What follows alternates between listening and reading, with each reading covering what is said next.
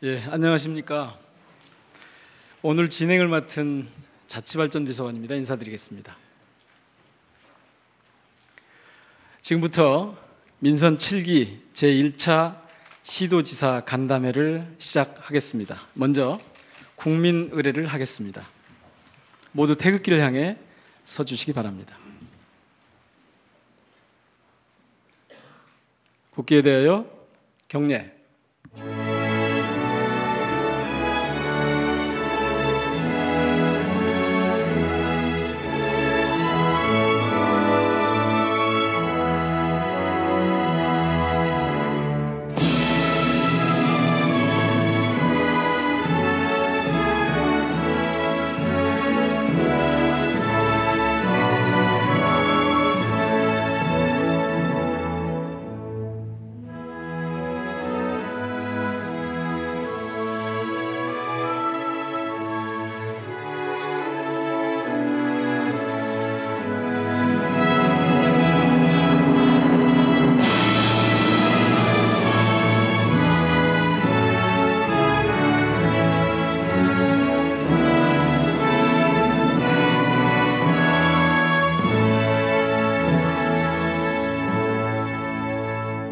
바로 자리에 앉아 주십시오.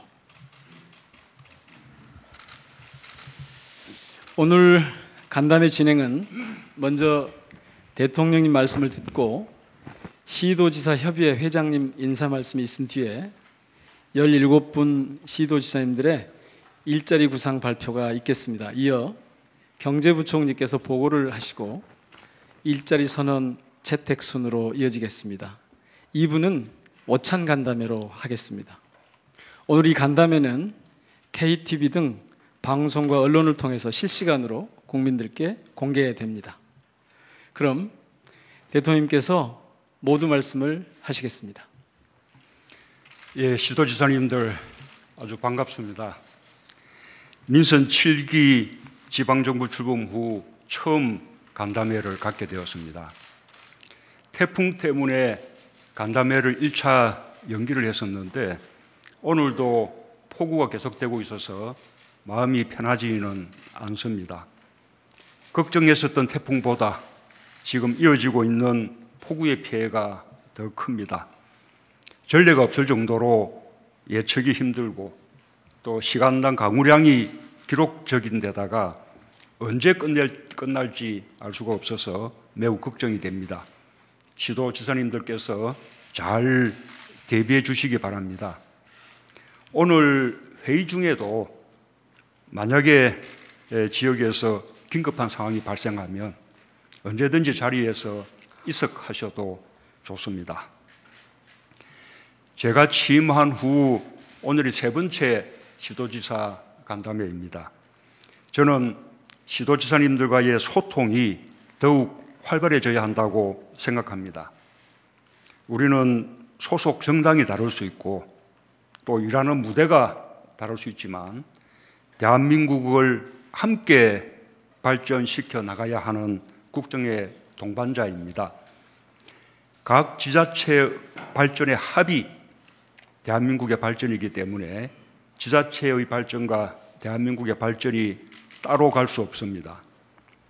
또한 우리 정치의 가장 중요한 과제 중 하나가 국가 균형 발전과 지방 분권을 강화하는 것입니다. 국가 균형 발전과 지방 분권 확대도 중앙정부와 지방정부가 함께 머리를 맞대고 지혜를 모아야 더 큰 진전을 이룰 수 있습니다. 비록 지방 분권 개헌은 무산되었지만 시도지사 간담회를 보다 공식화하고 정례화해서 중앙정부와 지방정부 간 소통과 협력을 강화해 나갔으면 합니다. 반드시 이렇게 한자리에 모이는 회의 방식만 생각할 필요는 없을 것 같습니다. 지난주 태풍 솔릭에 대비하기 위해서 우리 시도지사님들과 또 관계장관들과 함께 화상회의를 했는데 정보를 공유하고 또 현안을 논의하는 데 큰 도움이 되었습니다. 이렇게 함께 모이는 회의와 화상회의를 번갈아 하는 것도 좋겠다는 생각입니다. 시도지사님들도 어떤 방식의 회의든 대통령과 간담회가 필요하다고 생각되시면 언제든지 요청을 해 주시기 바랍니다. 오늘 민선 7기 시도지사 첫 간담회의 주제는 일자리입니다. 최근 고용지표의 하락으로 국민들 걱정이 큽니다. 지역 경제도 구조조정의 여파로 어려운 곳이 많습니다. 일자리, 특히 좋은 일자리 창출이야말로 정부와 지자체가 맞닥뜨린 최대 현안입니다. 내년도 예산안도 일자리에 초점이 모아져 있습니다. 일자리 예산이 실효를 거두려면 정부와 지자체 간의 강력한 협업이 필요합니다. 그러나 그 협업은 지역의 필요와 여건에 맞게 추진되어야 합니다. 이에 대해 정부는 반성을 가지고 있습니다. 지금까지 해온 것처럼 정부가 세부적인 사항까지 기획해서 지침을 내리고 지자체가 그 틀에 맞추어서 재정을 매칭 부담하는 그런 하향식 획일적 방법으로는 좋은 결실을 맺는 데 한계가 있었습니다. 이제 패러다임 자체를 바꿔야 할 때입니다. 일자리 사업을 지역이 기획하고 주도하고 정부는 평가 지원하는 상향식 또 소통적 방법으로 전환해 나가야 한다는 생각입니다.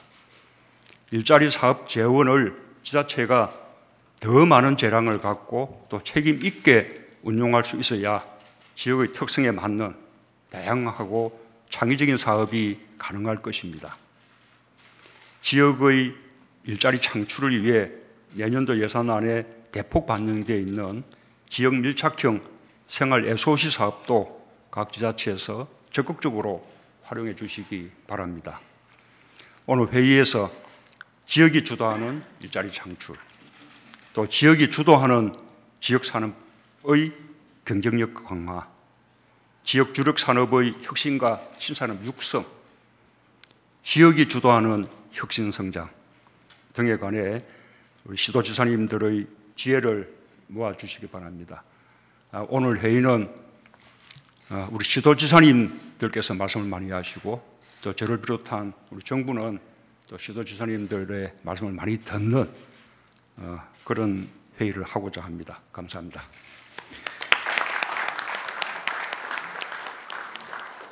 네, 이어서 17분 시도지사님들을 대표해서 박원순 협의회장님께서 인사 말씀을 하시겠습니다. 네, 연일 이어진 폭우와 또 폭염과 호우 속에서도 경제, 외교, 그리고 남북 관계 등 어려운 국정 과제를 조정해 나가시는 데 노력하신 우리 대통령님을 비롯해서 총리님, 각부 장관님께 진심으로 감사의 말씀을 드립니다. 또 더불어 현장에서 대한민국의 민생을 책임지시는 우리 시도지사님께도 감사의 말씀을 드립니다. 지난주 태풍 솔릭은 대통령께서 직접 챙기시고 또 관련 부처 장관님과 시도지사님들이 힘을 모아서 철저히 대비함으로써 당초 우려와 다르게 그 피해를 최소화할 수 있었습니다. 금주도 주말까지 집중호우가 예상되지만 우리 정부와 또 지자체가 힘을 합치면 또 유기적으로 협력해 대처한다면 큰 피해가 나지 않을 것이라고 생각합니다. 자연재난뿐만 아니라 최근 악화되고 있는 고용 문제 해결도 중앙과 지방의 협력이 몹시 중요하다고 생각합니다. 정부의 일자리 창출 노력이 효과를 거둘 수 있으려면 또 그렇게 되도록 하기 위해서라도 우리가 정부 정책을 현장에서 적극적으로 뒷받침하고 지자체별로도 일자리 문제를 최우선 과제로 삼고 전력을 다하겠습니다. 오늘 대통령께서 지방 분권의 의지를 가지시고 중앙정부와 지방정부가 함께 정책을 논의하기 위해서 열어주신 첫 간담회로서 매우 뜻깊은 자리입니다. 또한 국민들이 가장 관심 있고 또 해결되기를 바라는 이 문제인 일자리를 다룬다는 점에서 굉장히 시적절한 모임이다 이렇게 생각합니다. 요즘과 같이 민생이 어려운 시기에는 전태일 열사의 삶과 같이 정치는 고통받는 세상 속에서 내 편이 되어주는 것이라는 그런 생각을 하게 됩니다. 오늘과 같은 시도지사 간담회를 정례적으로 열어서 중앙정부와 지방정부가 한마음 한뜻으로 국민의 편이 돼서 국민의 삶을 챙겨야 된다고 생각합니다. 최근 저는 한 달 동안 강북구 삼양동에서 이 옥탑방 생활을 했습니다. 그때 선풍기 보내주셔서 다시 한번 감사드립니다. 옥탑방에서 겪어본 시민들의 삶은 사실 생각했던 것보다는 훨씬 더 힘들고 절박했습니다. 그나마 상황이 낫다는 서울에서조차 지역이 붕괴되고 또 대기업 프랜차이즈가 지역 상권을 점령하는 99대 1의 현상이 가속화되고 있었습니다. 자생적 상점 업종이 통째로 사라지고 젊은이들도 지역을 떠나게 돼서 수요가 감소하고 또 다시 상권을 붕괴시키는 이런 악순환이 반복되고 있었습니다. Think globally, act locally 이런 말이 있습니다. 모든 해법은 지역에 있습니다. 일자리 창출을 위해서는 우리 정부가 추진하고 있는 소득주도 성장, 공정경제 그리고 혁신성장이 한 몸으로 움직여야 하고 또 여기에 추가로 지역 내에서 마을 단위, 지역 단위, 생활 공동체가 경제 공동체로 발전해서 지속 가능한 일자리를 창출하는 그런 선순환 구조를 만들어야 한다고 생각합니다. 지역 내 일자리를 만드는 것은 지방정부의 의지만으로 너무나 자명한 한계가 있습니다.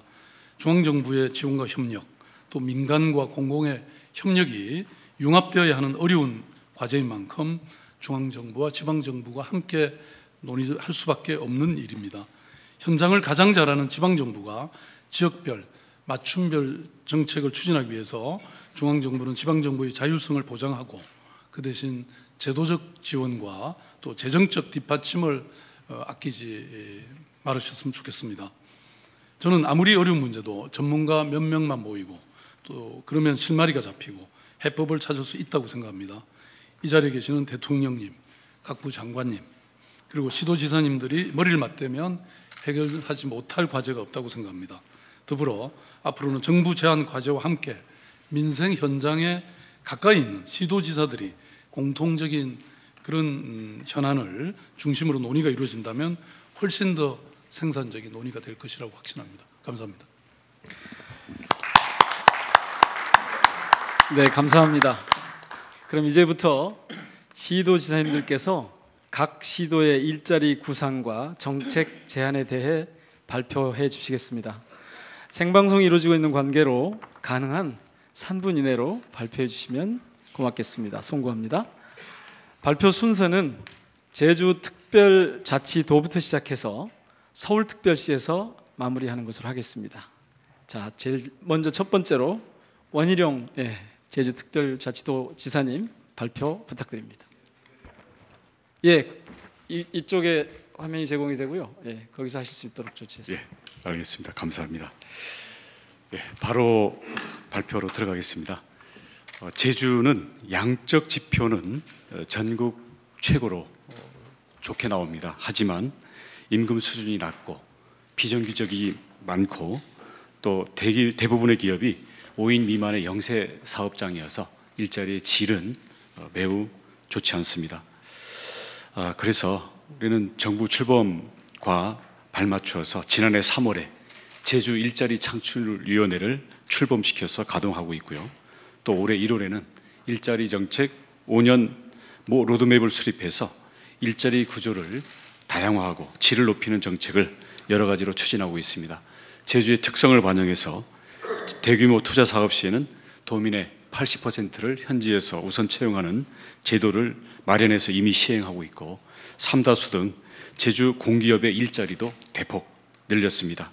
그리고 올해부터는 취업, 주거, 목돈 마련을 지원하는 청년 일자리 3종 세트 사업을 추진하고 있는데 호응이 큽니다. 또 소상공인을 위해서는 지난 3월 15일 정부에서 발표한 지원 대책과 연계해서 13개의 제주 차원의 업그레이드 대책을 마련해서 역시 시행하고 있습니다. 제주도는 앞으로 정부의 일자리 정책에 적극 협력해서 10개 분야에서 4조 8천억 원을 투자해서 3만 3천 개의 새로운 일자리를 만들 계획입니다. 특히 공공부문에서 정규직 청년 일자리 1만 개를 창출하겠습니다. 이것은 선거 공약이기도 합니다.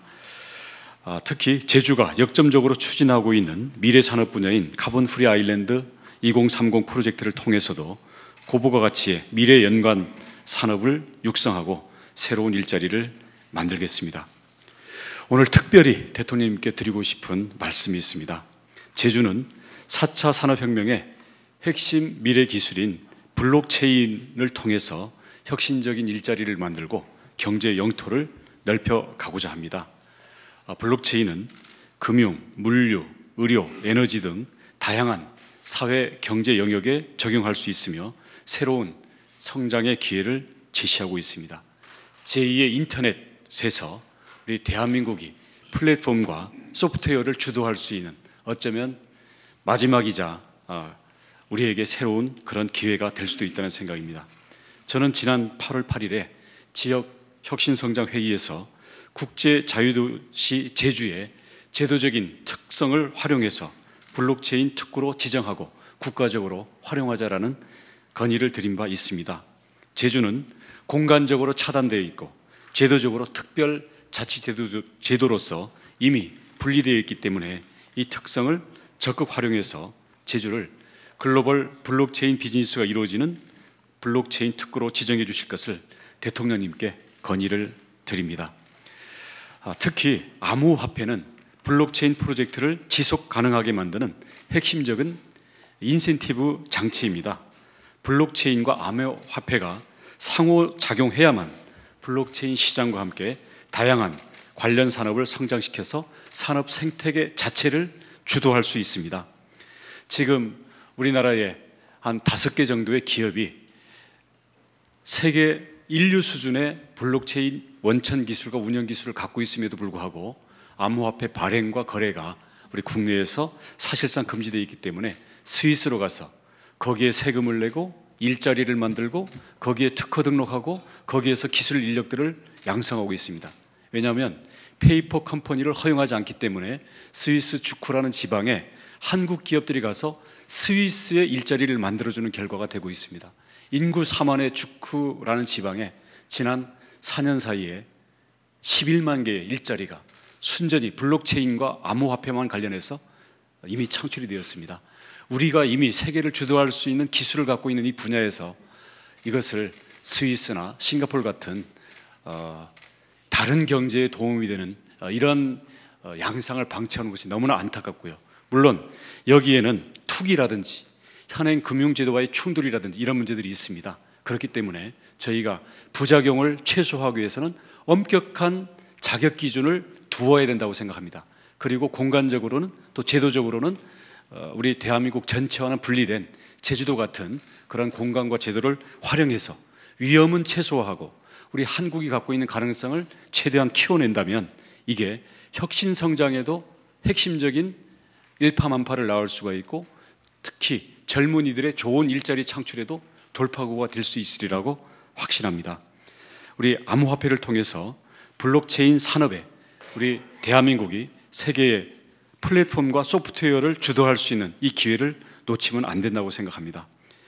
제주를 블록체인 특구로 지정해서 블록체인 활용이 가능한 여러 영역에서의 응용 프로그램을 발굴하는 것과 함께 암호화폐에 대한 기준과 규제를 제시하고 시장 주체들의 건전한 기업 활동을 보장한다면 제주가 글로벌 블록체인의 허브 도시로 서고 대한민국 전체가 블록체인의 확산이 되는 거기에 중요한 매개고리 역할이 될 수 있다고 생각합니다.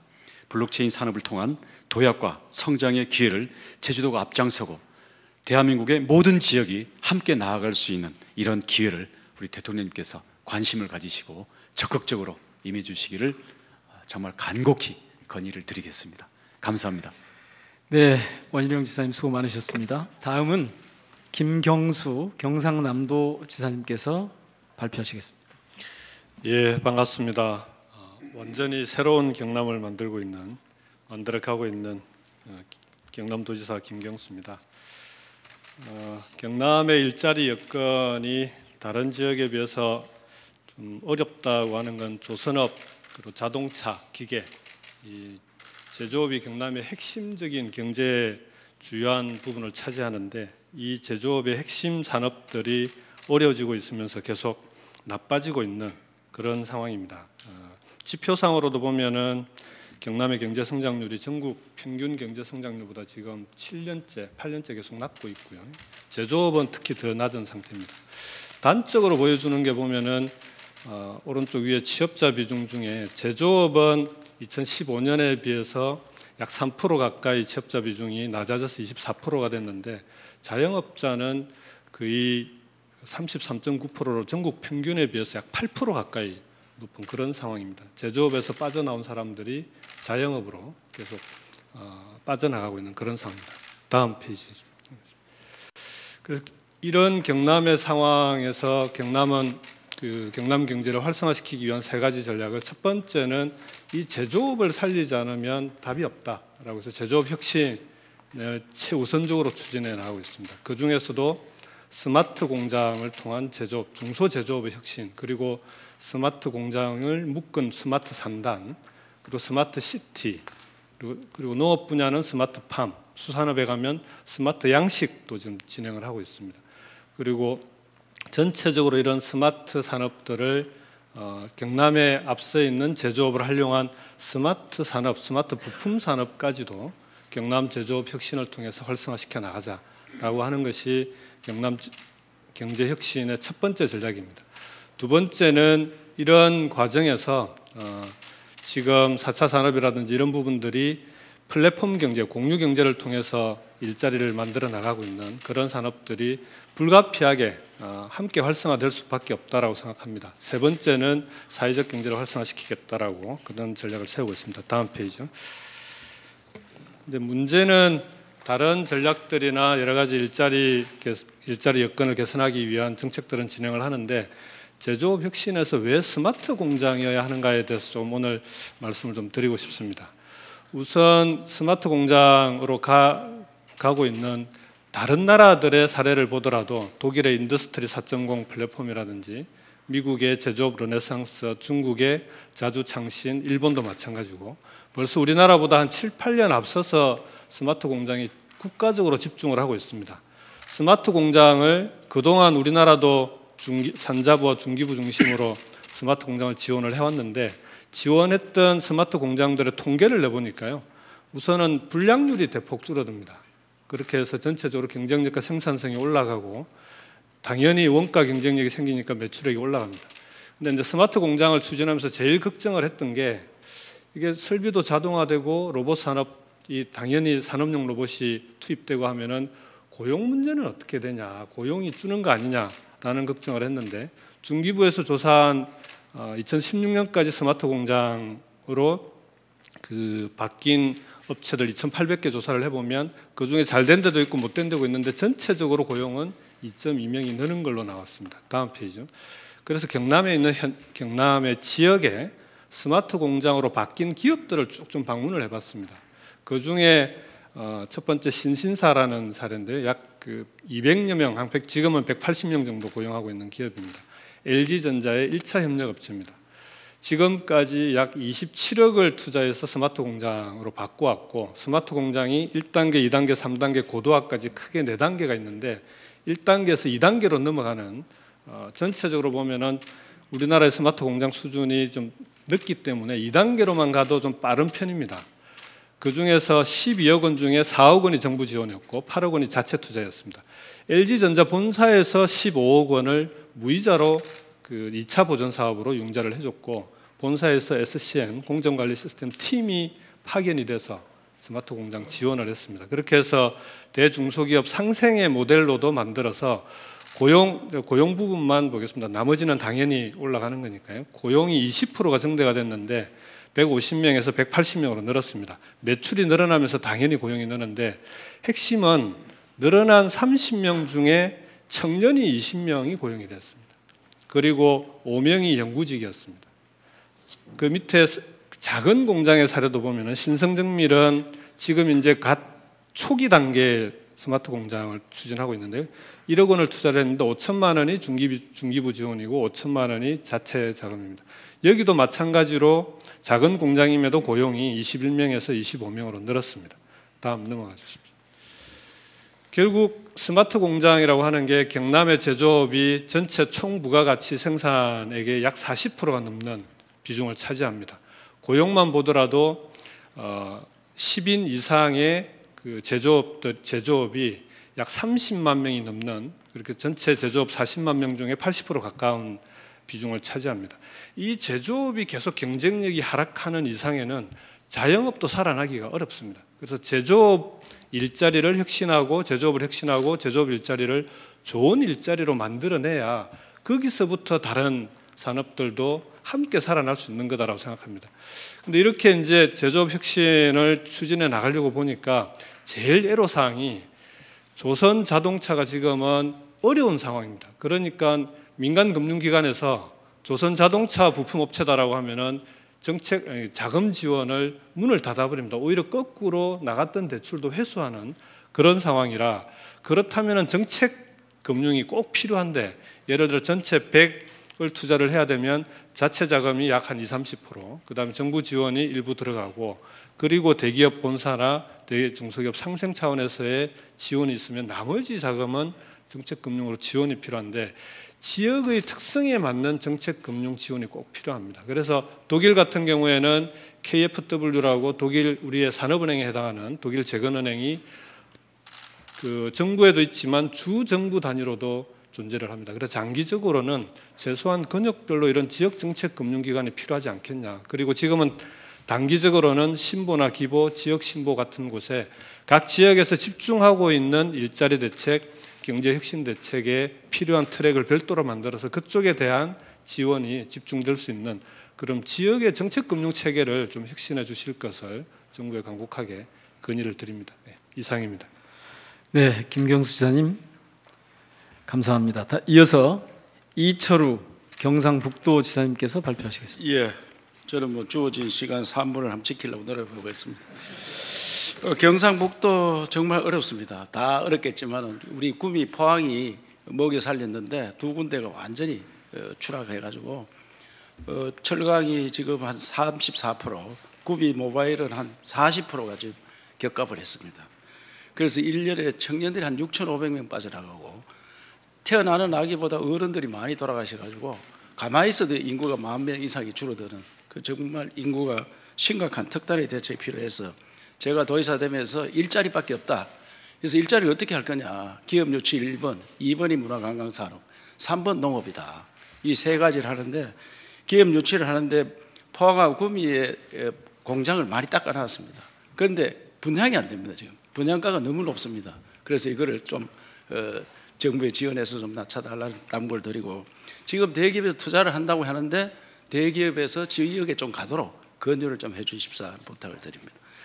우리나라의 문화관광산업이 일자리 많이 만들 수 있습니다. 투자 대비해서 제조 비해서 한 2배 됩니다. 일자리가. 그래서 저는 문화관광공사를 크게 만들어서 시군과 함께 일을 하려고 합니다. 그래서 제가 사례를 들면 베트남을 갔더니 구미 휴대폰 공장이 베트남에 30만 명을 고용을 했습니다. 그래서 다시 돌아올 수 있느냐 하니까 도저히 안 된다. 그러면 이분들을 휴대폰 공장에 있는 이분들 가족들하고 우리 경북에 연수를 좀 보내라. 그럼 우리가 잘 대우하겠다. 이랬으니까 우리나라 나가 있는 공장이 한 10,000개의 직원이 한 300만 명 되니까 정부 차원에서 이분들 연수 또 휴가 이런 거를 끌어들이면 관광객이 한 3,000만 늘어날 것 같습니다. 그래서 이거 꼭 정부에서 했으면 좋겠다고. 제가 이제 지역이 사라지는데 경북이 대표적으로 많이 삽니다. 1번에서 10번까지 하면 6개가 경북에 들어 있습니다. 그래서 가장 먼저 사라지는 동네가 저 오거돈 시장님 고향이 의성입니다. 그래서 거기에 제가 시범 마을을 만들려고 합니다. 어떻게 하느냐? 농사 짓는 사람이 땅을 사가지고 지으면 돈이 많이 들어서 안 됩니다. 그래서 저는 월급제 농업일을 만들겠다. 이분들이 들어오면은 청년들이 들어오면은 월급을 받고 농사를 지을 수 있고, 이제 연세 많아서 농사 못 지은 분들을 농사를 받아가지고 법인을 만들어서 지으면은 그것을 제조를 하고 판매를 하는. 그러면 주거도 지원해 주겠다. 그 젊은이들 살 수 있는 주거를 한 300가구를 시범적으로 만들어서 거기에 유치원이라든지 어린이집, 그다음에 의료시설.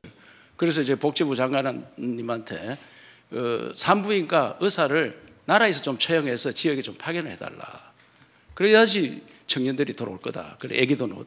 지금 애기 안 놓는 이런 나라, 이거 아무리 대책을 강구해도 제가 애기 놓으면 도청 직원들은 3개월 육아 휴직인데 9개월을 재택근무를 어제부터 시행을 했습니다.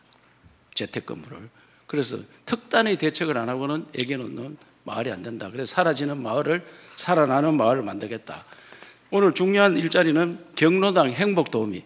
우리나라 경로당이 경북에 8,000개 있고 6만 한 4,000개, 5,000개 있습니다. 있는데 여기에 전부 가면은 어르신들이 이제 나이가 많아서 일하기 힘드니까 도움이 좀 달라 이런데 한꺼번에 다 할 수 없으니까 자부담을 한 20% 하고 제가 계산해 보니까 경상북도 8,000개에 2개 경로당 한 분씩 보내면은 돈이 한 860억 듭니다. 드는데 이것을 전국으로 다 하면은 전부 다 한 7천억 듭니다. 그래서 정부의 반부담하고 지방정부의 30% 자부담 20만 하면은 전국적으로 3만 개 넘는 일자리가 바로 생길 수 있습니다. 그래서 이거 좋은 일자리를 만들 수 있다고 생각하고 마지막으로 대통령께서 러시아 가셔가지고 동방경제포럼에서 한러 지방협력 포럼을 만들어 주셨습니다.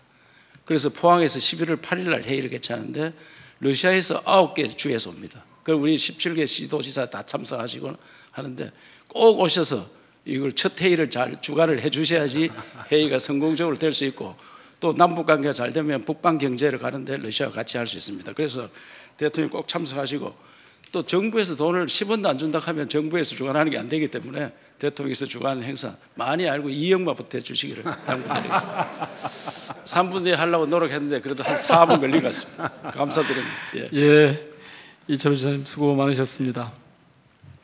송구합니다만 정말 이렇게 가시면 오늘 이 시간 내에 끝내기 어렵습니다. 하실 말씀이 많으시겠지만 가능하면 좀 축약을 좀 잘해주시면 좋겠습니다. 다음은 김영록 전라남도 지사님께서 발표하시겠습니다. 예, 제 앞에서 그 말씀을 해주시니까 감사합니다. 예, 전라남도지사입니다. 우리 도는 내 삶이 바뀌는 전남 일자리 행복 시대를 열어가기 위해서 모든 노력을 다하고자 합니다. 일자리 보고에 앞서서 우리 지역의 주요 지방의 현안들을 직접 정부 예산에 담도록 대통령님께서 직접 챙겨주셨다는 말씀을 들었습니다. 이 자리에서 감사를 드립니다. 본 PT는 우리 전남에서 살고 있는 청년 웹툰 작가와 공동으로 만든 것입니다. 먼저 전남의 현실을 살펴보면 인구는 1970년 330만 명에서 현재 189만 명으로 감소를 했습니다. 이 4년제 대학 취업자의 60%가 타 지역으로 유출된다. 좀 이렇게 분석이 되고 있는데 실제는 체감은 80% 이상이 유출이 된 것으로 이렇게 생각합니다. 그래서 도민들께서는 청년이 정착하는 좋은 일자리를 만들어 달라는 게 가장 한결같은 성원이고 기대입니다. 그래서 민선 7기 들어서 도지사와 22명의 시장 군수는 첫 상생 발전 협약식을 했는데 좋은 일자리 창출에 매진하자 이 단일 주제를 가지고 상생 발전 협약식을 했다는 보고의 말씀을 드립니다. 도민이 행복한 전남의 일자리 창출을 위해서는 고용 예측부터 기획 집행 취업 창업을 연계하는 전남 일자리 플랫폼을 구축해서 운영을 하고 있습니다. 일자리 플랫폼은 구인 구직자에게 원스톱 서비스를 할 수 있기 때문에 일자리 컨트롤 타워 역할을 할 수 있는데요. 이런 일자리 정책의 효율적 추진을 위해서는 필요하다고 저희들은 생각을 합니다. 다음 전남의 청년 마을로 사업을 이낙연 국무총리께서 지사로 계실 때부터 지금 하고 있습니다만 현재 더 확대를 해서 500명의 청년 활동가에게 월 230만 원을 지원해서 마을 사업장에 근무하면서 2년간 이렇게 지원을 해주고 그 후에는 창업을 하도록 농촌 변화를 이런 청년 사업을 통해 청년 마을 사업장을 통해서 농촌 변화를 주도를 하고 있습니다. 또 아울러서 순천의 청춘 창고가 80년 된 창고를 리모델링해서 청년들의 아이디어로 이 보관 문화 청년 창업 공간으로 탈바꿈시켜서 지금까지 1년 6개월 동안 연인원 38만 명이 다녀갔습니다. 이 두 사업은 행안부 청년 일자리 대표 사업으로 선정되기도 했습니다. 앞으로 일자리 계획은 창업을 원스톱 패키지로 지원하는 대규모 창업 벤처타운을 조성하고 창업 멘토단을 300명을 운영하겠습니다. 그래서 창업 벤처타운에 오면은 청년들 특히 누구든지 와서 창업에 필요한 창업 공간부터 시작해서 교육, 연구, 시제품, 또 금융 서비스까지 모든 것을 한 자리에서 원스톱으로 서비스 받을 수 있도록 이렇게 하겠습니다. 아울러 사회적 경제 일자리 창출을 위해서 사회적 경제기업 2,000개, 또 자립형 마을 공동체를 1,000개를 육성하고 여기에서 아울러서 마을 리더들을 대거 육성시켜서 일자리를 창출하도록 이렇게 하겠습니다. 아울러서 청년 창업론 육성을 위해서 이 스마트팜, 스마트 수산 양식, 스마트 축산 이런 전남이 갖고 있는 강점을 살려서 일자리를 만들어내는 농수축산업 혁신밸리를 조성을 하도록 하겠습니다. 또 전남의 경우에 강주 전남 공동 혁신 도시가 있습니다만은 에너지 융복합 특별법이 통과가 됐기 때문에 에너지 사이언스 파크를 조성하고 기업을 1,000개를 유치하고 한정 공대도 꼭 2022년까지 유치해서 일자리를 크게 만들어내도록 하겠습니다. 아울러서 첨단 신소재 산업을 활성화시켜서 2차 전지 산업, 마그네슘 소재 산업 이런 부분에 적극적으로 육성을 해서 매출 10조 원 일자리도 대폭 만들어내도록 하겠습니다. 아울러서 남해안 관광 휴양벨트, 특히 해양 관광을 중심으로 해서 관광객 6천만 명, 그리고 관광 서비스 일자리 1만 개를 목표로 해서 전남 관광개발공사를 만들어서 앞으로 일자리를 특히 관광 서비스 차원에서 만들어 나가는데 모든 노력을 다하겠습니다. 그래서 이상으로 전라남도 발표를 마치면서 도정의 최우선 순위를 일자리에 두고 모든 노력을 시장 분수들과 함께 이렇게 더욱 힘차게 노력하겠습니다. 네, 감사합니다. 네, 김영록 지사님 여러모로 감사합니다. 다음은 송하진 전라북도 지사님께서 발표하시겠습니다. 예, 줄이고 줄여서 3분 맞춰서 시나리오를 써왔습니다. 감사합니다. 우리 전북은 농생명, 신재생, 상용차 등 최근 군산 GM 폐쇄를 극복하는 차원에서 우리 경제 여건상 전북이 잘할 수 있는 분야로 특화해서 우리 취약한 경제 체질도 개선하고 일자리도 바꾸자 하는데 착안을 했습니다. 먼저 우리 전라북도는 농촌진흥청, 국립농수산대학 등 대부분의 농업, 농생명 연구기관이 전북에 다 몰려 있습니다. 또 식품, 종자 등 농업 인프라도 잘 갖추고 있습니다.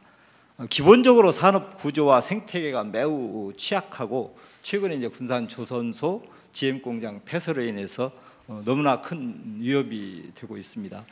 여기에 따라서 우리 전북이 잘할 수 있는 농업을 제1 과제로 삼고 농생명 산업을 새로운 기회로 삼고자 하는 겁니다. 다행히 우리 대통령님께서 아시아 스마트 농생명 밸리를 공약 1호로 또 해주셨고 또 9월에 새만금 개발공사가 출범을 하는 등 새만금 개발이 가속화되면서 새로운 기회를 맞고 있다 이렇게 말씀드릴 수 있습니다. 그간은 취약한 경제 구조를 극복하기 위해서 사실은 사회적 경제에 치중을 해왔습니다. 그렇게 해서 약 1257개의 사회적 경제 조직이 육성됐고 1200명의 고용이 증대가 있었고 행안부에서 8년 연속 우수 마을 기업을 선정해 준 등의 어떤 우수 사례도 많이 발굴해냈습니다. 예를 들어서 제네럴 바이오라는 기업은 2년 만에 매출액을 5배 증가시켜서 코스닥 상장도 현재는 추진 중에 있습니다. 이런 비슷한 사회적 기업들도 많이 있는데 이걸 더 확실하게 키우기 위해서 우리 도에서는 교육, 창업, 보육, 컨설팅 등을 할 수 있는 사회적 경제 혁신타운을 지금 추진하고 있어서 앞으로 2,200여 개의 일자리 창출이 기대가 되고 있습니다. 그 다음에 이제 일자리 전략으로는 아시아 스마트 농생명 밸리는 이미 구축하고 있는 것들입니다. 익산의 식품, 김제 종자, ICT 농기계, 그리고 정읍 순창의 미생물, 새만금의 농생명 용지 등 5가지의 농생명 클러스터를 농생명 연구와 인프라하고 연계시키는 사업이 되겠습니다. 지금 한 2만 5천 명 정도의 고용이 앞으로 7만 9천 명, 약 8만 명까지 확대되는 미래 농업의 블루오션이 될 것이다. 이렇게 저희들은 확신을 갖고 있습니다. 다음으로 이제 정부의 체질을 좀 개선할 수 있는 사업으로 정부의 3020 정책에 또 부응하면서 풍력, 태양광, 연료전지 등 군산, 또 부안, 새만금 일원의 신재생 에너지 융복합 클러스터를 구축해서 약 1,000여 명의 고용을 창출을 하고자 합니다. 또 전문기업도 한 10개사 이상을 유치할 계획을 갖고 있습니다.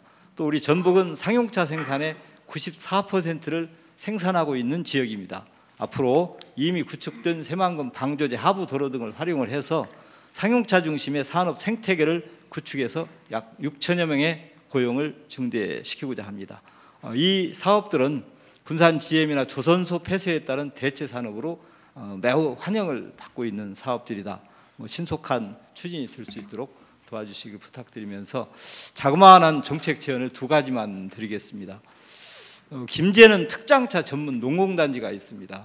그런데 농공단지를 조성하게 되면은 농립업 업종만 국가 지원 대상이 되어 있습니다. 이게 또 애로가 되고 있는데 지역의 중점적인 전략 산업을 입주업종으로 확대를 해주고 다양화해 준다고 한다면 농공단지들이 매우 활성화될 것이다. 그러면 지금 소강 상태를 보이고 있는 농공단체들이 다 살아나는, 일자리가 생겨나는 그런 사업이 될 것이라는 말씀을 드리고, 또 새만금 산업단지의 임대용지가 각광을 받습니다. 왜냐하면 분양가 때문에 그렇습니다. 지금 10만 평을 우리 정부에서 도와주셔서 지난 추경 때 해서 10만 평이 벌써 계약이 다 끝났습니다.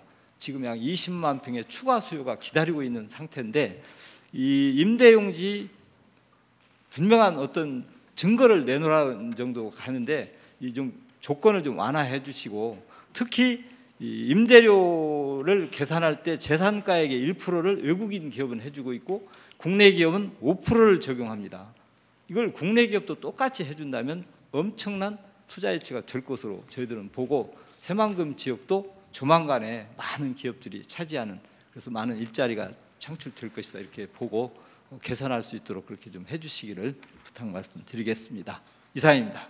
송 지사님 감사합니다. 다음은 양승조 충청남도 지사님께서 발표하시겠습니다. 예, 저희는 진짜로 3분의 1로 하겠습니다.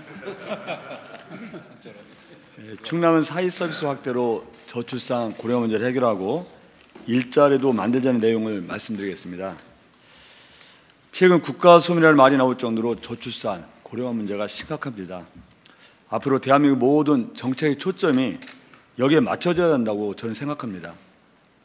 사회 서비스 확대는 저출산 고령화의 해법인과 동시에 고용 유발 효과, 성장 가능성 측면에서 일자리 해법이기도 합니다. 또한 소득 주도형 성장의 체제에도 부합합니다. 충남은 도정 비전을 복지 수도를 세우고 일자리와 복지 문제를 동시에 해결하고자 합니다. 일례로 충남은 시범사업을 통해 39개 읍면동에 간호사를 배치해 어르신 대상 복지보건 통합 방문 서비스를 시행하고 있습니다. 충남의 사례가 표준 모델이 되어서 향후 전국 읍면동에 3,500명의 간호 인력이 확충될 것이 예정되어 있습니다. 충남은 지금까지 경험을 바탕으로 두 가지 정책 제언을 드리고자 합니다. 첫째는 민간 가정어린이집 보육도 및 지원입니다. 국공립에 비해 민간 부분 어린이집은 운영 여건이 아주 열악합니다.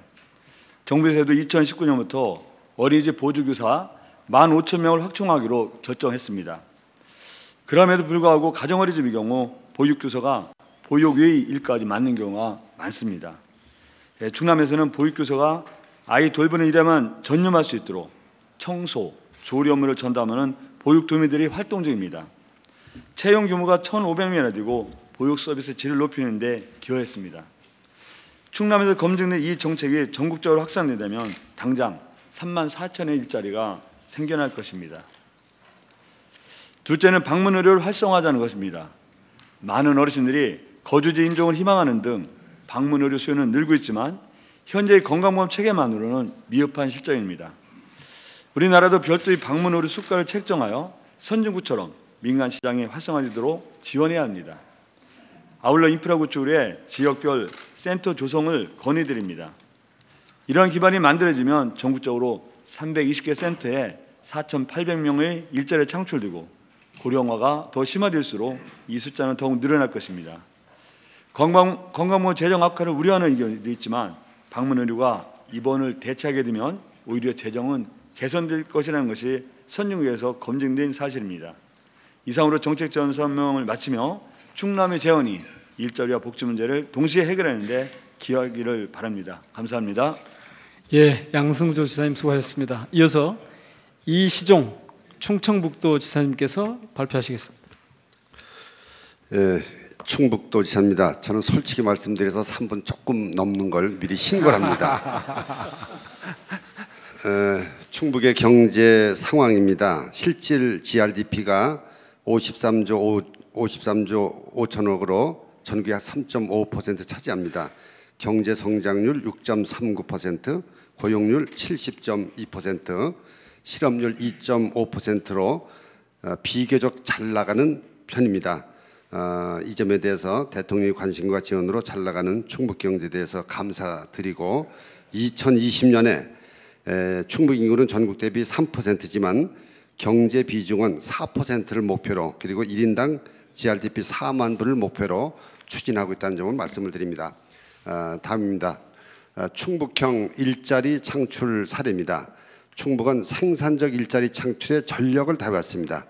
충북은 워낙 과거에 배고팠던 곳이기 때문에 투자 유치에 지난 8년간 열심히 해서 64조 원 5,400여 개 기업을 유치를 했습니다. 그래서 주로 제조업 위주의 생산적 일자리를 약 한 13만 개 정도를 창출을 했습니다. 충북의 제조업 비중이 44%를 차지하고 있습니다.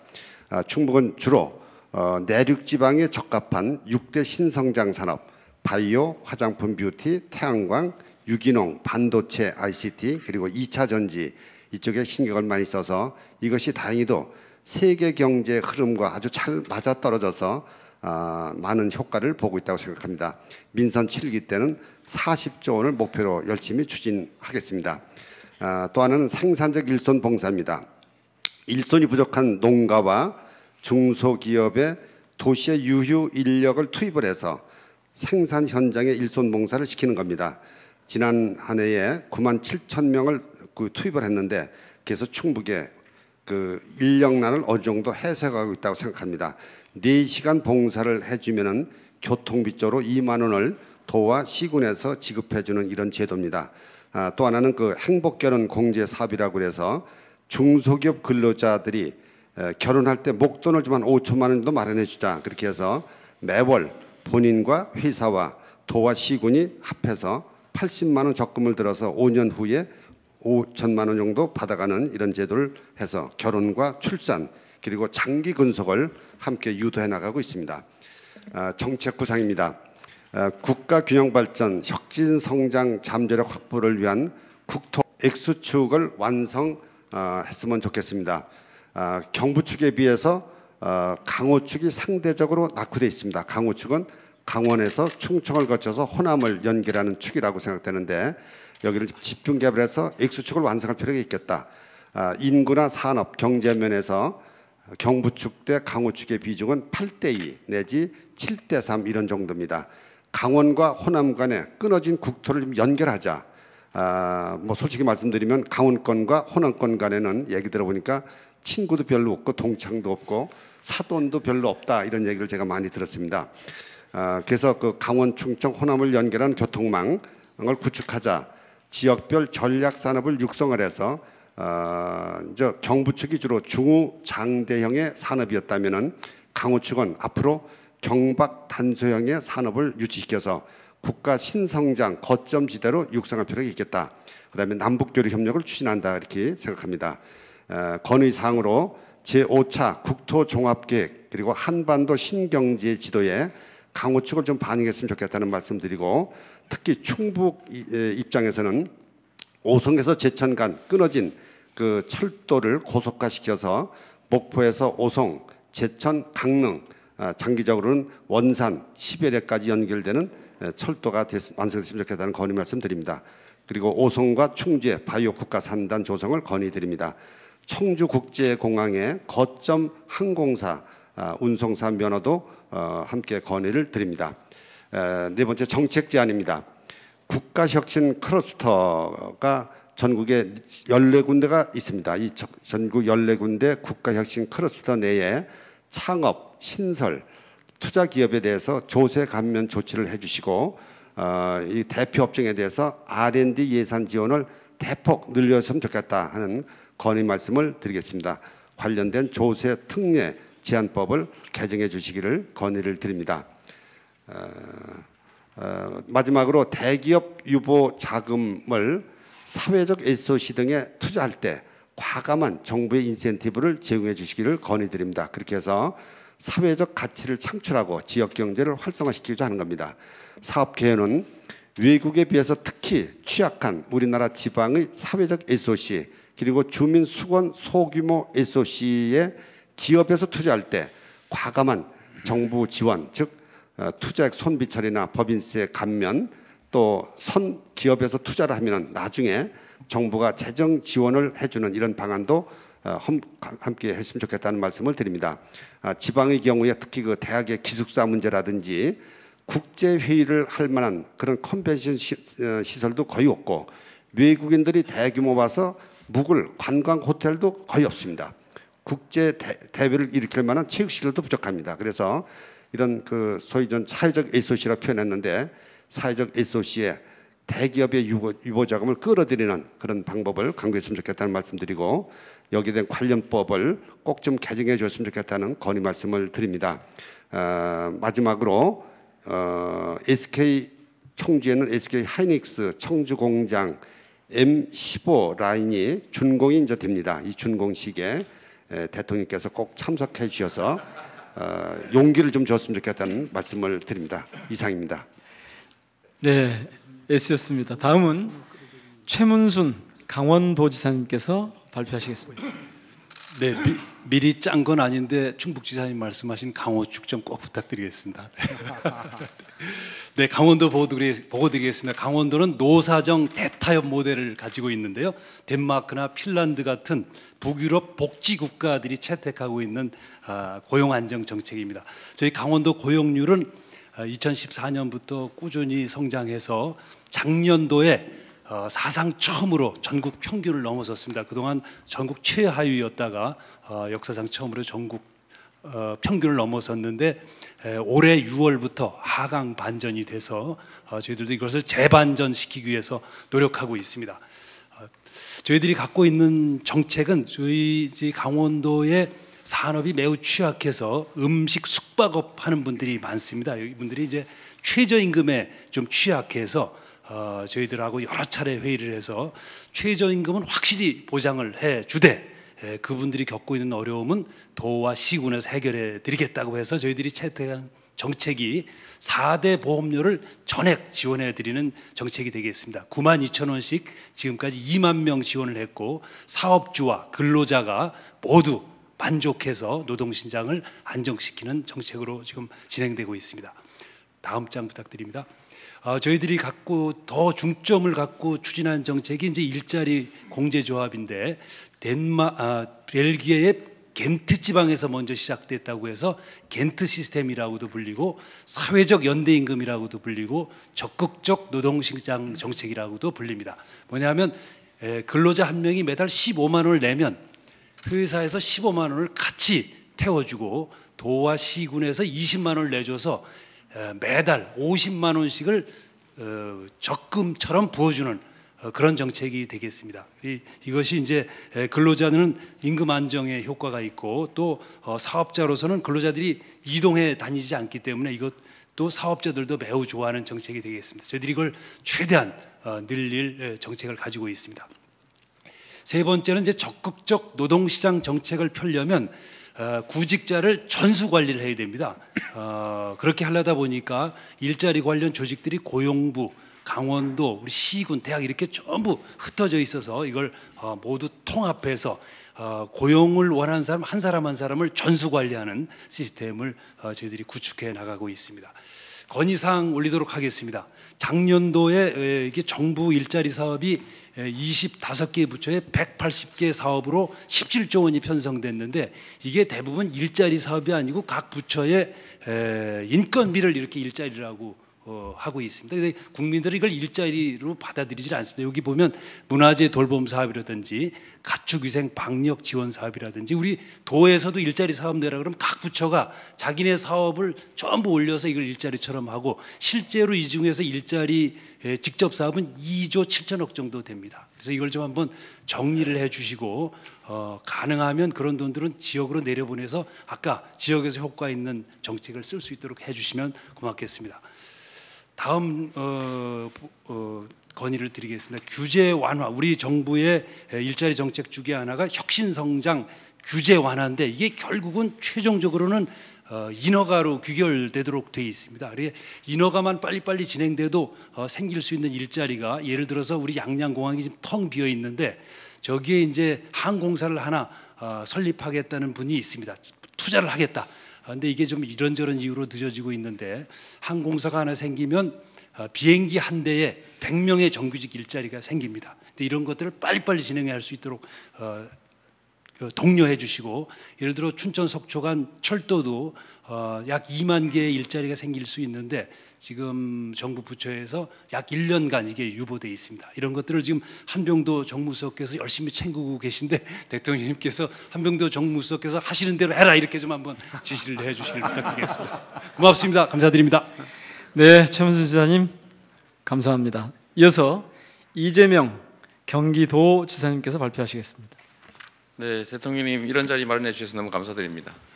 최근에 소득주도 성장론을 두고 논쟁이 좀 많이 벌어지고 있는데 소득주도 성장 정책은 사실 버릴 수 없는 정말 우리 경제 살아갈 지속 성장에 관한 유일한 길이라고 생각됩니다. 좀 강력하게 계속 추진해 주시길 부탁드립니다. 생활 SOC 같은 정책들도 사실은 각 지역에 아주 세밀하게 적용되면 실제 일자리나 우리 국민들의 삶의 질 개선에 크게 도움이 되지 않을까 생각합니다. 저희는 아주 간단하게 준비했습니다. 워낙 그 대한민국의 공공일자리가 너무 많은데 뭐 또 만드냐 이런 얘기가 있어서 저희 통계 자료를 하나 준비했습니다. 보시는 것처럼 너무 명백해서 대한민국의 공공일자리는 너무 적다. 대통령님께서 이미 확고하게 가지신 생각대로 공공일자리 또는 공익적 일자리 이런 부분들을 최대한 좀 늘리는 쪽으로 좀 힘써 주시면 좋겠습니다. 그리고 말씀 여러분들이 하신 것처럼 이게 이제 정부에서 자꾸 주도하면 예산 낭비다 무슨 뭐 이런 비난이 많이 있을 수 있는데 지방 정부로 넘겨주면 사실 그런 문제는 상당히 많이 해소될 수 있다는 말씀 제가 한번 추가로 드리고 싶습니다. 다음 페이지 좀 보겠습니다. 이게 이제 일자리를 만들 때 이제 민간 일자리 부분은 어차피 산업 정책, 기업 정책에 해당되니까 저희는 생략하려고 합니다. 그런데 결국 공공 일자리 또는 공익적인 민간 일자리들을 많이 늘려야 하는데 이게 추세상으로 많은 일자리를 한꺼번에 만드는 그런 획기적 정책은 사실 없다고 봐야 된다고 생각합니다. 그러니까 작은 일자리를 부분별로 많이 만드는 바둑으로 치면은 좀 이렇게 각 선수를 잡고 한 구석마다 한 집씩만 이기는 계속 이기면 결국 이기지 않겠습니까? 대마를 잡고 이기는 거 불가능하다 이렇게 생각해 주시면 좋을 것 같고요. 또 한편으로 보면 노동시간 단축과 관련된 논쟁이 많은데 뭐 인류 역사를 봐도 결국 기술 개발로 인해서 결국 필요 노동 총량은 줄어들 수밖에 없기 때문에 반드시 노동시간 단축을 통한 일자리 나누기 이런 쪽으로 강력하게 추진해 가야 된다 이 말씀드리고 그래서 요거와 관련돼서 또 한 말씀만 좀 추가드리면 예를 들면 현장에 노인 일자리와 관련된 수요가 엄청나게 많습니다. 그냥 줄을 서서 막 탈락자가 부지기수인데 노인 일자리의 임금을 2배로 늘리는 것보다는 현재 20만 원짜리를 2배로 늘려서 그 대상을 늘리는 게 훨씬 효과적이다 이 말씀 꼭 드리고 싶습니다. 네, 다음 페이지 부탁드립니다. 저희는 이제 두 가지 중에서 이제 공익적인 민간 일자리, 공공 일자리는 아니고 민간 일자리인데 공익적 요소가 있는 것들 중에서 이 버스 운수 종사자 지원 문제를 저희가 한번 검토해 보려고 합니다. 법정 노동 시간을 준수하게 돼 있는데 그렇게 하면 경기도는 지금 현재 9,000명 가까이 추가 인력이 필요합니다. 현재 상태를 유지하기 위해서도. 문제는 임금이 떨어지니까 운전자 충원이 매우 어렵기 때문에 공공 영역에서 임금을 일부 지원하면 약 9,000명 정도의 추가 고용이 가능하다. 국토부에서도 일부 준비하고 계신 걸로는 아는데 법적 근거도 좀 마련해 주시고 조금만 지원해 주시면 지금 현재 준공영제를 하고 있는 광역시 말고 다른 도들은 대부분 이런 문제에 봉착해 있습니다. 그래서 이 노동시간 단축에 따른 임금 지원을 정부에서 일부 부담하고 뭐 시군도 부담하고 광역도도 부담하면 전국적으로 약 2만 명 정도 현재 상태로 필요하게 되지 않을까 싶습니다. 그래서 교통 문제를 기업의 문제로 보지 말고 복지의 문제로 교통 복지의 문제를 좀 봐주시면 여기서 상당한 일자리 생기지 않겠냐 생각합니다. 네, 다음 페이지 부탁드립니다. 이건 이제 공공 일자리에 관한 예인데 보통은 이제 정부 예산이 투자되니까 저항이 많습니다. 그런데 여기 자료에 보시는 것처럼 경기도만 해도 작년 기준으로 체납된 세금액이 2조 6천억이 넘습니다. 체납자는 419만 명이고요. 이게 전국을 하면 아마 엄청난 규모일 겁니다. 근데 실제로 우리나라는 세금 관리를 부과는 하는데 관리를 잘 안 합니다. 인력도 없습니다. 세무 공무원이 아마 보시면 거의 뭐 극소수이기 때문에 독촉만 하고 방치하고 있는데 저희가 이제 연간 인건비를 약 450억 정도를 투자해서 모든 체납자를 전수조사하고 전수조사한 체납자가 생계가 실제로 어려우면 복지를 연계하고 나쁜 능력이 있으면 뭐 체납 절차를 실제 시행하고 했더니 성남시에서 했던 게 3년간 270명을 고용했는데 인건비가 42억이 들었습니다. 그런데 185억 원을 추가 징수해서 인건비 대비 약 4배 정도 효과가 있었습니다. 지금도 추산을 해보면 연간 450억 원을 들여서 2,500명 정도로 고용하면 1,100억 정도가 추가 징수될 걸로 생각이 되기 때문에 이렇게 하게 되면 일단 조세정의 실현에 도움이 됩니다. 세금 안 내는 사람이 맨날 안 내고 있습니다. 일자리도 만들고 더하기 재정 확충도 되는데 손해 안 보는 수준으로 늘린다고 하면 경기도만 해도 한 7,000명 정도까지 늘릴 수 있을 것 같습니다. 또 매년 체납이 발생하기 때문에 실제로 지속적으로 이 사업을 해야 된다는 말씀드려서 전국적으로 좀 이렇게 했으면 하고 경기도는 이제 시행을 하려고 합니다. 네, 다음 페이지로 부탁드립니다. 뭐 공공 일자리 문제는 많은 아이디어들이 있는데 저희는 낮에는 홍반장, 밤에는 이제 순찰 이렇게 할 수 있는 아주 간단하게 얘기를 드리면 아파트 관리소와 경비실을 각 도심에다가 다 두는 겁니다. 이렇게 하면 여러 가지 이제 복지 확대라든지 안심 또 치안 보조 이런 것들이 가능한데 상당한 일자리 창출 효과가 있다. 만족도도 상당히 높을 것이다. 이런 말씀 드리겠습니다. 네, 다음 페이지 부탁합니다. 저희가 정책 제안으로 자주 말씀을 좀 드렸는데 지역화폐를 좀 전국 단위로 확대하면 좋겠다는 말씀 꼭 드리고 싶습니다.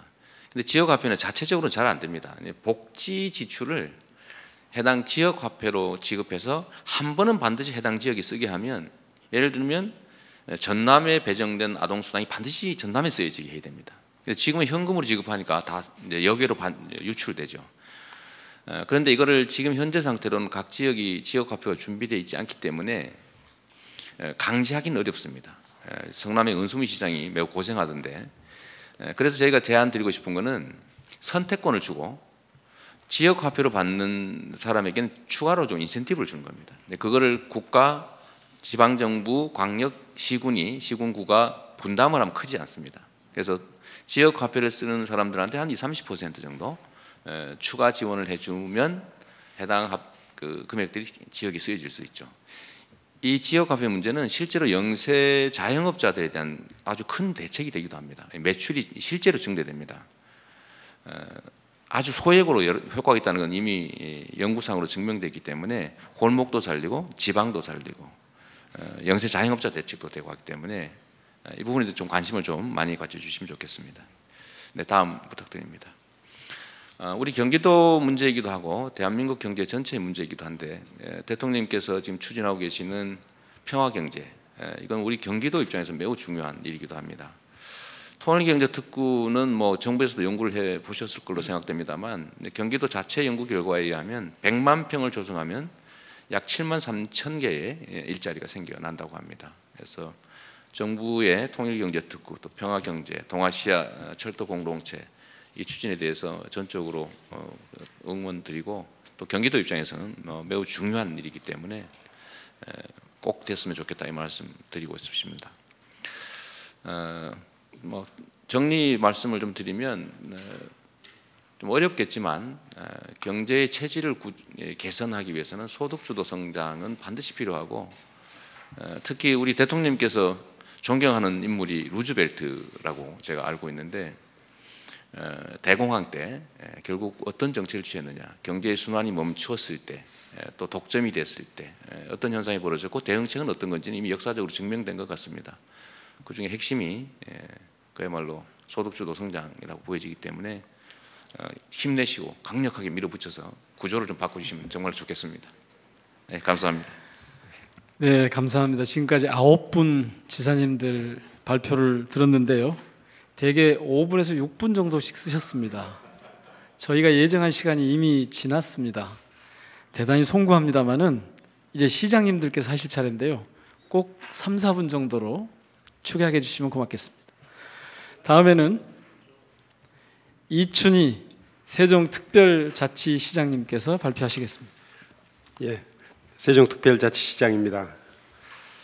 우선 저희 시는 광역과 기초를 겸하는 특성이 있고 또 도시와 농촌이 함께 있는 도농 동합시의 대표적인 도시입니다.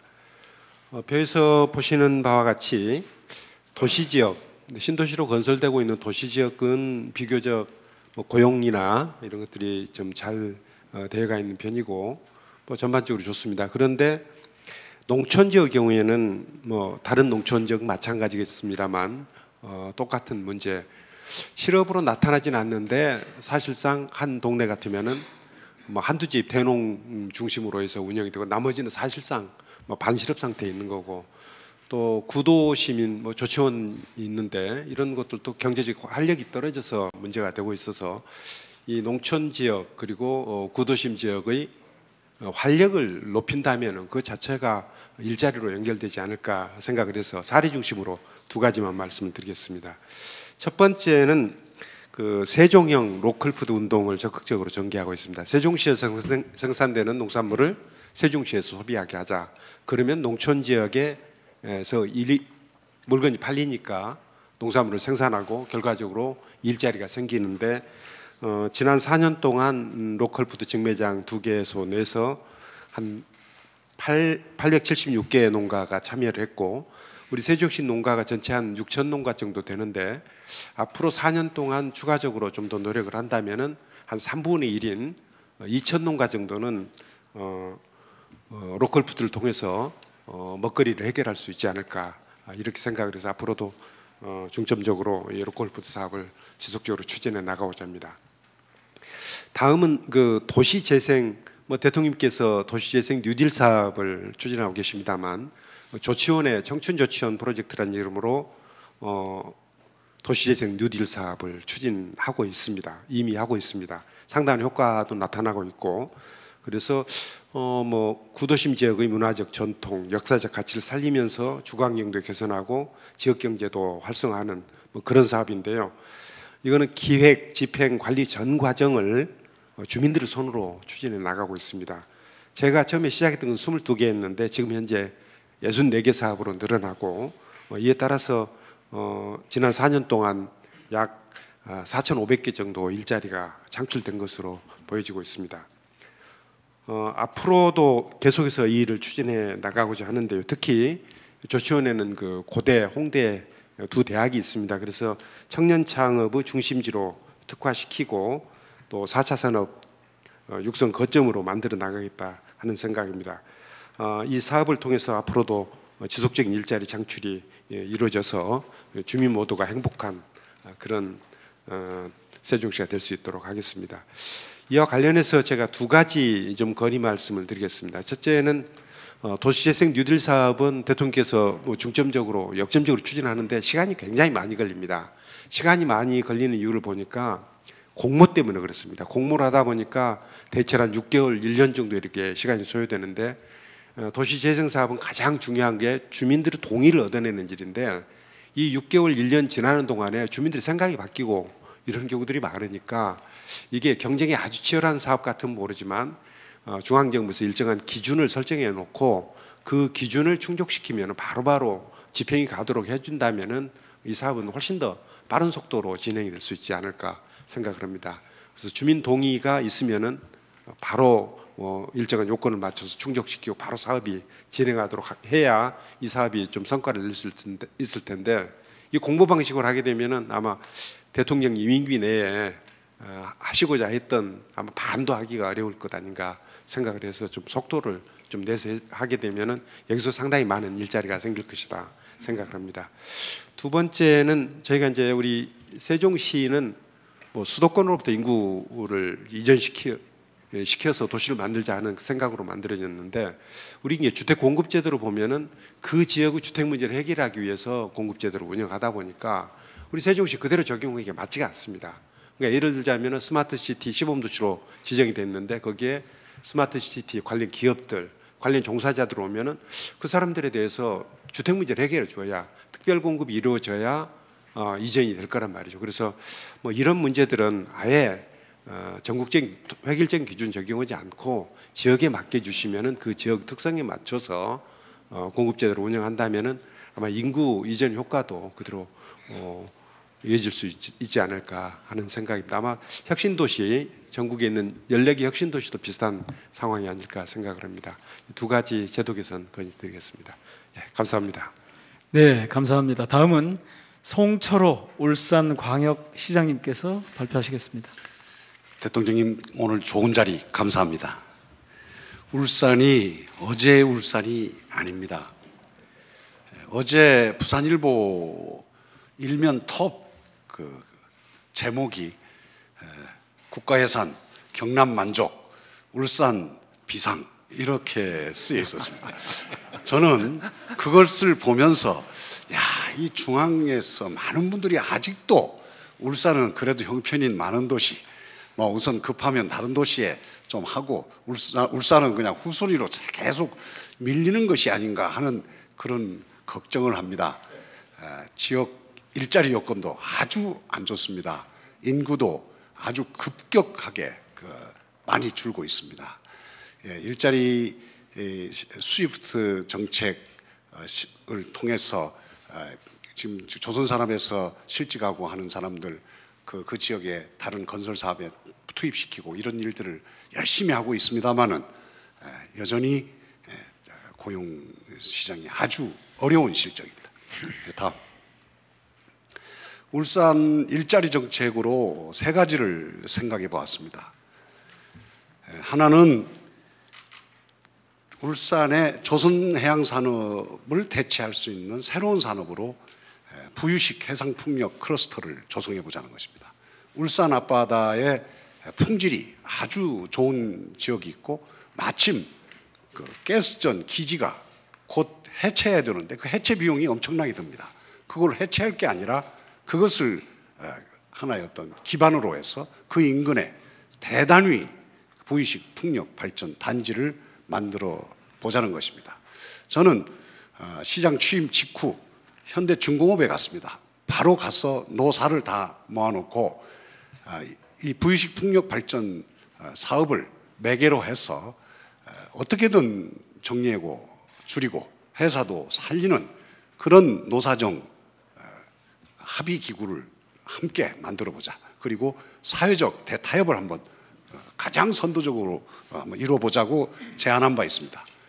그동안 싸우고 했던 그 노사 또 민주노총에서 어제까지 모두 다 시장의 뜻에 따라서 노사정 합의 기구에 참여하겠다고 다 통보해 왔습니다.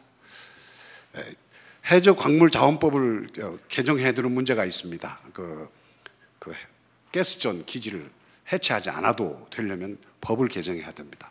울산을 부유식 풍력산업 클러스터로 지정해 주시면 감사하겠습니다. 다음, 울산은 그동안 제조업 중심의 도시로만 인식되어 있습니다. 그러나 울산에 반구대 암각화 등 국보 암각화가 2개나 있고 천연의 자연 관광 자원이 엄청나게 많습니다. 이것을 잘 활용해서 울산을 새로운 일자리 창출의 기반으로 관광산업을 이제 시작하려고 합니다. 이것도 하나의 울산에서는 한 혁신이라면 혁신이 된다고 생각합니다. 다음, 울산을 동북아 에너지 메카로 육성하고자 합니다. 울산이 수소 경제가 아주 발달되어 있습니다. 전국 생산량의 반 이상입니다. 또한 LNG 도입도 원활합니다. 또한 동북아 오일 허브를 조성하기 위해서 정부에서 그동안 많은 투자를 해서 항만 기본 시설이 많이 여유가 있습니다. 이런 것을 이용해서 러시아 PNG 공급망을 울산에 연결하고 또한 LNG 벙커링 인프라를 조성하고 하나의 울산 전체를 울산을 에너지 메카로 조성하면 새로운 일자리의 보고가 될 수 있다고 생각합니다. 다음 정책 재원 세 가지만 말씀드리겠습니다. 우선 예비 타당성 이게 울산의 가장 참 울산에 필요한 외곽 순환도로라든지 또 혁신형 공공병원이라든지 이게 참 울산에서는 아직도 다른 도시에 다 있는 거 기초가 안 돼 있는데 예타 제도 때문에 이걸 못하는 거에 대해서 참 안타깝게 생각하고 이 기회에 그런 것을 극복할 수 있는 제도를 마련해 주십사 제언드립니다. 또한 울산같이 도농 통합형 도시에서 오래전에 조성된 그린벨트가 도시를 이렇게 절단하고 있습니다. 이런 것을 잘 감안하셔서 지비 해제 요건을 지방의 실정에 맞게 완화해 주시면 고맙겠습니다. 디지털 열린대학을 구상하고 있습니다. 울산이 다른 지역에 비해서 교육제도가 대학이 아주 태부족입니다. 이것을 극복하는 방법으로 저렴하게 많은 사람들이 디지털 플랫폼을 이용해서 자기 학습을 하고 또한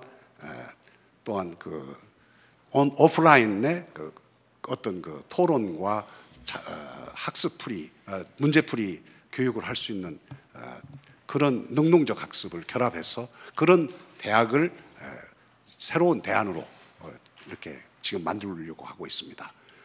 또한 그 지역에 울산에 있는 한국원자력 대학교 또 에너지 분야의 분교를 만들어서 이 새로운 캠퍼스에 결합시키고 또 학위를 원하는 분들을 위해서 방송통신대학을 같은 캠퍼스에 위치함으로써 다양한 교육을 해볼까 합니다. 이것을 통해서 일자리와 인재의 미스매칭도 해소하고 또한 퇴직자, 경단녀, 또 전직 희망자, 중고 출신자 모든 가능한 사람들이 자유롭게 와서 교육받고 새로운 4차 산업혁명 시대에 적응할 수 있도록 그렇게 만들어 보려고 합니다. 중앙정부에서 관심 가지고 많이 지원해 주시면 감사하겠습니다. 네, 송 시장님 감사합니다. 이어서 허태정 대전광역시장님 부탁드립니다. 예, 대전 상황에 대해서 말씀드리도록 하겠습니다. 대부분의 지방 도시가 갖고 있는 고민, 경제적인 환경이 대전도 예외는 아닙니다. 작년에 산업연구원 발표에 의하면 2002년도까지는 대전 경제가 성장 지역이었는데 2015년도 들어서면서 쇠퇴 지역으로 진입한 매우 심각한 상황이고요. 경제 환경에 따라서 우리 대전은 특히나 대기업이 없고 또 주로 중소기업 또 서비스 업종이 80% 이상을 차지하기 때문에 일자리 규모가 매우 적습니다. 그 일자리 규모가 적은 그 환경에서도 일자리 미스매치가 매우 많이 일어나고 있어서 실업률 또한 높은 상황입니다. 또 대전 경제에 있어 매우 중요한 상징적 공간인 대덕 특구가 그동안 과학기술 발전에는 크게 기여해 왔지만 이 R&D 성과물이 사업화와 기술 창업으로 연결되는 데는 매우 부족한 상황입니다. 따라서 오늘 말씀드릴 것은 대전의 일자리 미스매치 문제를 해결하기 위한 방법과 혁신 성장을 통한 새로운 일자리 창출에 대해서 말씀드리고자 합니다. 대전형 일자리 미스매치 문제 해결을 위한 사업입니다. 제목은 대전형 코업 프로그램 청년 뉴 리더 양성 사업인데요. 이 사업은 빌 게이츠도 인정한 캐나다 워털루 대학에서 코어 프로그램을 벤치마킹해서 학생들이 재학 중에 취업할 기업에서 인턴 경력을 쌓도록 하고 대학은 기업이 원하는 인재를 양성해서 졸업과 동시에 해당 기관이나 기업에 취업할 수 있도록 하는 지역 단위 일자리 미스매치 제로 시스템을 구축하는 사업인데요. 현재 10개 대학에서 200여 명이 시범적으로 참여하고 있는데 반응이 상당히 좋아서 내년부터는 대전에 있는 전 지역에 있는 대학으로 확대 추진할 예정입니다. 다음. 대덕특구는 잘 알다시피 45년의 역사를 자랑하고 있습니다만 현재 매출 규모가 17조 원에 불과해서 판교 테크노밸리에 비하면 턱없이 부족한 상황입니다. 이는 분명하게 대덕특구가 경제성장과 일자리 창출에는 한계에 직면해 있음을 지금 말해주고 있습니다. 따라서 과거 판교 테크노밸리를 범부처적으로 조성했듯이 우리 대덕특구도 스타트업 타운 조성이라든지 혁신연구센터 그리고 라운바이오 융합의학연구원 등을 기반 조성하는 데서 범부처적으로 협력해서 대덕특구를 리노베이션 해야 된다라는 것이 저희들의 생각이고 이렇게 될 수 있도록 적극적으로 협조 부탁드립니다. 다음은 혁신 성장을 통한 일자리 창출입니다. 제가 어제도 대덕특구에 있는 청년 창업위원회 창립식에 갔다 왔는데요. 청년들의 창업 열기가 대덕특구를 중심으로 해서 뜨겁습니다. 그래서 대덕특구를 중심으로 해서 대학가하고 청년 밀집 지역에 5개 권역의 스타트업 타운을 조성할 계획입니다. 또한 대덕특구 내에 살아있는 창업 생태계 조성을 위해서 창업자와 투자자가 상시적으로 미트업 행사를 개최해 나가고자 합니다. 앞으로 2022년까지 5년 이상 생존기업 2,000개를 육성하도록 하겠습니다. 마지막으로 정책 제언입니다. 이것은 충남도지사님하고 함께 제언하는 건데요. 우리 대전하고 충남은 비수도권 지역임에도 불구하고 혁신도시 지정에서 제외됨으로 인해서 일자리 창출하고 지역인재 유출에 매우 어려움을 겪고 있습니다. 우리 옆에 세종시장님 계십니다만 세종시 출범 이후에 저희 대전시 인구가 급속도로 감소해서 현재 150만 선도 무너진 상태입니다. 이로 인해서 우리 대전 시민들의 박탈감도 매우 큰데요. 따라서 대전과 충남에도 혁신도시를 추가로 지정해 주셔서 공공기관도 이전할 수 있도록 도와주시고 그걸 통해서 지역인재 채용 의무화를 도입할 수 있도록 정부에서 적극적인 역할을 해주셨으면 하는 당부의 말씀을 드립니다. 끝으로 9월 6일부터 8일까지 대한민국 균형발전 박람회가 대전에서 개최가 됩니다. 17개 시도지사님들은 다 참여하실 것으로 알고 있는데요. 대통령께서 꼭 참석하셔서 자리를 빛내주시기 바랍니다. 예, 이상입니다. 예, 허태정 시장님 수고하셨습니다. 다음은 이용섭 광주광역시장님 차례입니다.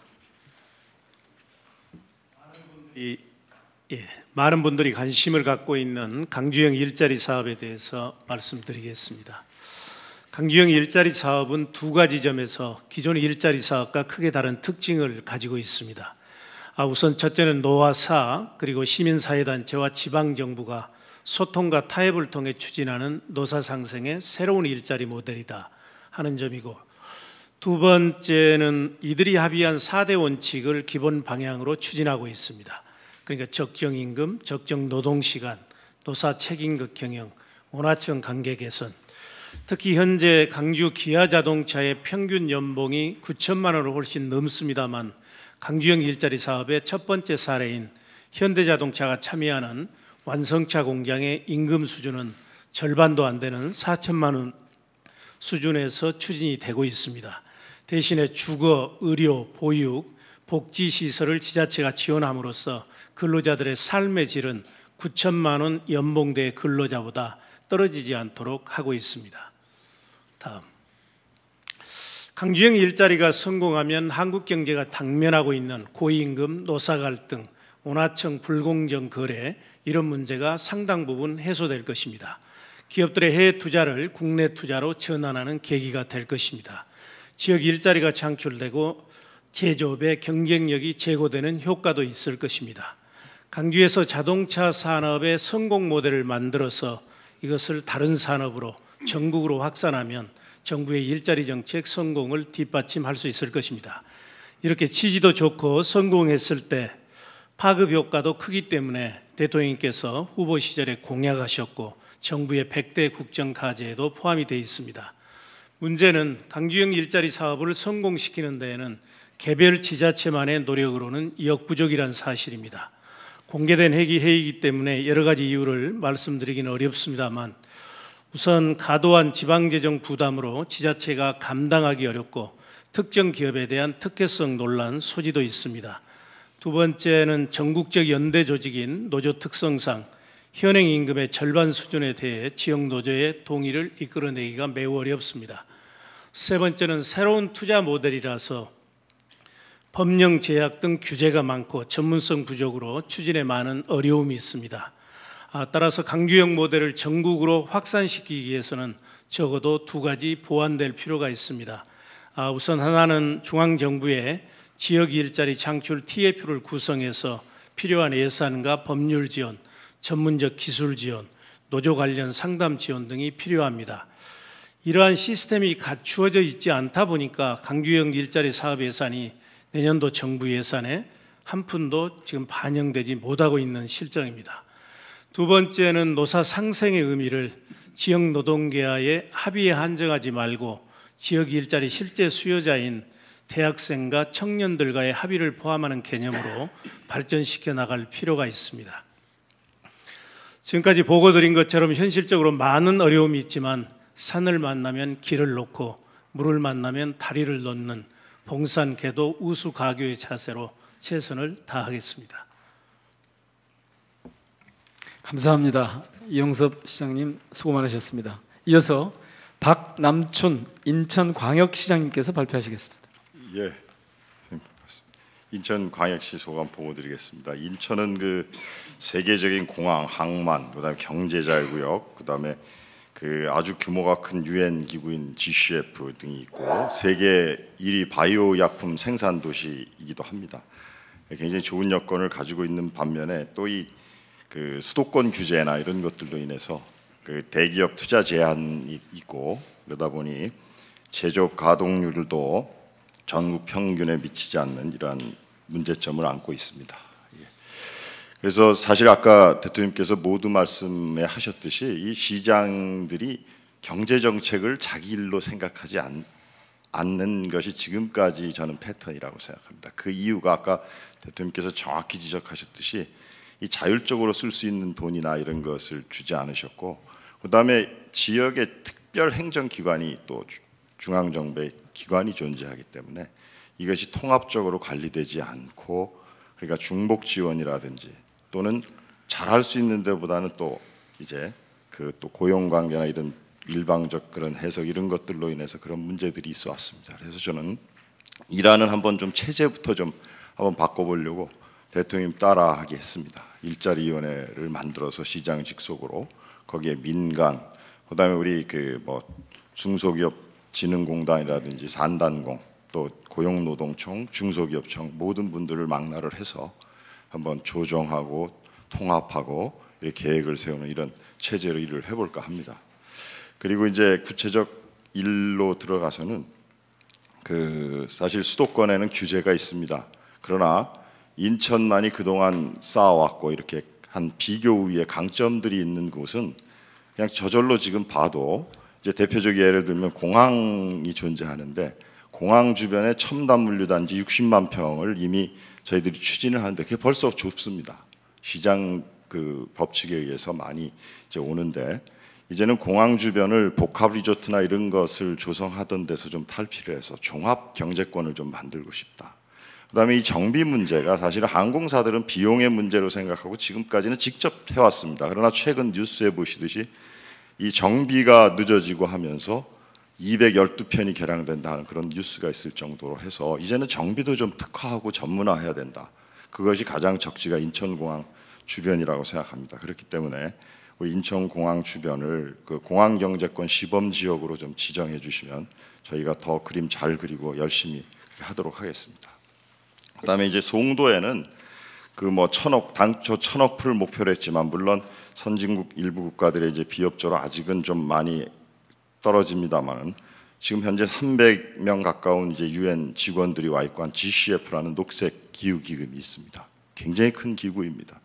그리고 이 문제들에 관해서는 대통령께서도 이제 대선 공약 때 저기 이제 컴플렉스를 만들어서 우리 기업도 참여를 하고 우리 공공기관도 참여하고 한번 이제 같이 해보겠다라는 그런 약속도 하셨던 건데 제 기재부 우리 장관님 우리 부총리님 만나서 상의 드려서요 이사국으로도 진출을 할 것이고 이제 저런 그 주무부처로서 이제 활동을 하시겠다라고 하십니다. 그래서 저런 문제들 관련하고 그다음에 이제 이미 인천에는 환경부 산하에 많은 그 전문기관들이 내려와 있기 때문에 그런 컨텐츠도 저쪽으로부터 협조도 받고 그다음에 환경부 계획으로는 에코사이언스 파크라고 해서 강소 특구를 좀 만들고 싶어 합니다. 같이 협조해서 열심히 노력하도록 그렇게 하겠습니다. 그리고 이미 인천은 그 바이오 생산 도시는 1위입니다. 이번에 삼성 바이오로직스에서도 또 투자 계획을 발표를 했는데 문제는 뭐냐면 중소기업들과의 계열화가 지금 잘 안 돼 있습니다. 이 기회에 그런 중소기업들과 연결해서 또 남동산단의 제조업과 연결해서 이렇게 갈 수 있도록 관리를 하고 가장 큰 문제는 뭐냐면 인력이 부족합니다. 그래서 인력센터를 송도에 좀 한번 만들려고 하는데 또 교육부에서는 이게 또 석박사 과정 뭐 이런 것들이 있어서 좀 아직은 검토 단계입니다. 적극적으로 노력하겠습니다. 지원 부탁드립니다. 한 가지는 뭐 간단한 일이고 좀 해결이 일부만 돼서 좀 말씀드리겠습니다. 인천의 그 도시재생 뉴딜 사업을 하는데 인천은 그 원도심이 그 수도권 과밀 권역으로 돼 있습니다. 그러다 보니까 저기는 그 가장 핵심이 원도심에 기업을 유치해서 좀 청년 일자리도 만들고 이렇게 돼야 되는데 법인세 감면을 50%밖에는 받지를 못합니다. 반면에 인천의 경제자유구역은 100%가 받고 있고 그래서 저 문제는 정부에서 이미 해결을 하려고 시도를 하셔서 100%를 냈었는데 국회에 가서 50%로 잘렸었습니다. 근데 저기 이제 다시 한번 좀 해서 원도심에 저런 뒷받침이 되지 않으면 창업이 좀 활발히 이루어지지 않는다. 그러면 뉴딜 사업이나 이런 데 차질이 있다고 생각합니다. 예, 이상 보고 마치겠습니다. 네, 박남춘 시장님 수고 많으셨습니다. 다음은 권영진 대구광역시장님께서 발표하시겠습니다. 예, 대구에서 보고 드리겠습니다. 대구도 뭐 다른 도시처럼 많이 어렵지만은 그래도 희망을 가지고 도전하고 혁신하고 있습니다. 그동안 대구에서 중요하게 추진했던 일자리 정책은 강소기업을 성장 사다리 형태로 육성하는 것, 그리고 또 미스매치 해소, 또 창업 거점을 만드는 것, 그리고 일생활 균형, 산업단지 근무 환경 개선을 통해서 일자리의 질을 개선하는 것, 사회적 경제를 육성하는 이런 방향으로 추진을 해왔습니다. 지금 현재 대구 일자리 문제가 어려운데 이 중장년이나 여성 경력 단절 여성 일자리는 그런대로 괜찮은 편입니다. 문제는 청년들입니다. 전국 평균보다 청년 숫자는 많은데 비해서 청년들이 갈 일자리는 태부족이어서 그래서 청년들 실업률이 굉장히 높은 편입니다. 결국 이것을 해결하기 위해서는 청년 일자리 기업의 경쟁력을 높이는 그 방법밖에 없습니다. 그래서 대구시가 지난 4년 동안 대구가 가지고 있는 지금 섬유 중심의 전통산업 구조를 가지고는 경쟁력을 확보하면서 청년들이 일자리를 확보하기가 매우 어렵습니다. 전통적으로 섬유산업이라고 알려져 있는 대구의 섬유 공장에 가면은 20, 30대는 없습니다. 40대도 찾아보기 어려운 형편입니다. 그렇기 때문에 산업 구조를 혁신하는 게 중장기적으로 가야 될 첫 번째고요. 그러나 산업 구조를 바꾸는 이런 장기적인 성과를 기대할 수밖에 없습니다. 그래서 그 혁신의 계곡의 늪을 잘 건너가기 위해서는 지금 있는 기업들을 강소기업으로 키워나가는 것이 불가피하다고 생각을 합니다. 그런 관점에서 저희들이 강소기업 육성 성장 사다리 지원 사업을 꾸준히 추진하고 있습니다. 물론 이 사업은 지난 4년 전 제가 취임하면서 시작한 사업은 아닙니다. 전임 시장님 시절에 해왔던 사업을 좀 보완하고 개선해서 프리스타 기업, 스타 기업, 글로벌 강서기업, 월드크래치 300 기업으로 맞춤형으로 기업을 지원해 주는 겁니다. R&D 사업 기획, 사업 다각화, 제품 판로 지원, 글로벌 사업화까지를 맞춤형으로 지원합니다. 여기에는 대구에 존재하고 있는 국가 및 지방 출연 지원기관 41개와 140명의 프로젝트 매니저들이 함께 하고 있습니다. 지난 이 혁신된 사업을 추진하면서 성과가 분명히 확인되고 있습니다. 지금 중소기업청에서 지정하고 있는 월드 클래스의 30개가 대구에서 선정됐습니다. 비수도권 최다입니다. 글로벌 강서기업도 31개입니다. 이 또한 비수도권 최다입니다. 2015년, 16년, 17년 3년을 기준으로 봤을 때 이렇게 지정해서 키워준 기업들은 매출 증가가 5배이고 일자리 증가는 2.8배입니다. 3년 동안 청년 일자리, 신규 일자리 1,600개를 창출을 했습니다. 이제 앞으로 이 사업을 고도화해 나가려고 합니다. 그래서 앞으로 4년 동안 5,000개의 일자리를 만들려고 합니다. 애로사항과 건의사항은 다음에 말씀을 드리겠습니다. 예. 두 번째는 결과적으로 신산업 육성입니다. 그동안 미래형 자동차, 로봇, 의료, 물, 에너지에다가 스마트시티에서 5+1 사업을 추진해 왔습니다. 이런 사업을 통해서 여러 가지 이제 산업구조 혁신의 기반은 구축되었습니다. 이거 그냥 있는다고 이 기업들이 오는 건 아닙니다. 그래서 저희는 5개 전략을 대구시 전역을 신기술 신산업의 테스트베드로 내놓았습니다. 행정이 원스톱 지원을 합니다. 끊임없이 노조 대표들과 만나서 노조 평화도시 대통령상 3연패를 이루었습니다. 대구시가 우선 초기 시장을 창출해 주는 겁니다. 그리고 마지막으로 전임 시장님부터 시작된 신성장 거점을 확보한 이렇게 5가지 전략을 가지고 산업 구조를 바꾸는 일을 하고 있습니다. 제가 올해부터 다시 시작해야 될 결국은 사람입니다. 아마 모든 도시들이 마찬가지겠지만은 이 신산업을 육성할 혁신 인재들이 떠나고 나면은 너무나 더디고 어렵습니다. 그래서 지난 1년 동안 대학과 기업들과 꾸준히 수차례 협의를 통해서 혁신 인재 양성 프로그램을 내년부터 시작합니다.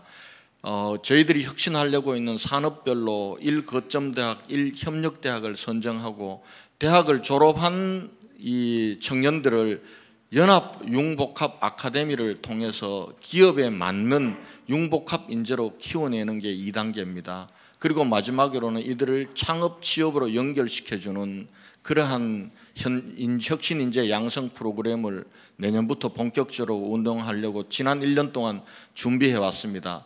오는 9월 18일 16개 지역대학과 100개의 혁신기업 그리고 대구에 있는 지원기관과 대구시가 혁신인재 양성 협업선언을 하는 것으로 시작해서 본격적으로 가고자 합니다. 마지막으로 건의사항입니다. 첫 번째, 이런 일들을 할 수 있도록 미래신산업에서 대통령님께서 공약하셨던 부분들 중에 미래신산업 육성을 위한 자율주행차 실증 테스트베드 및 R&D 기반 조성, 그리고 국가물산업 클러스터 내에 한국물기술인증원이 입주할 수 있도록 도와주실 것을 건의드립니다. 두 번째는 규제 완화 상황입니다.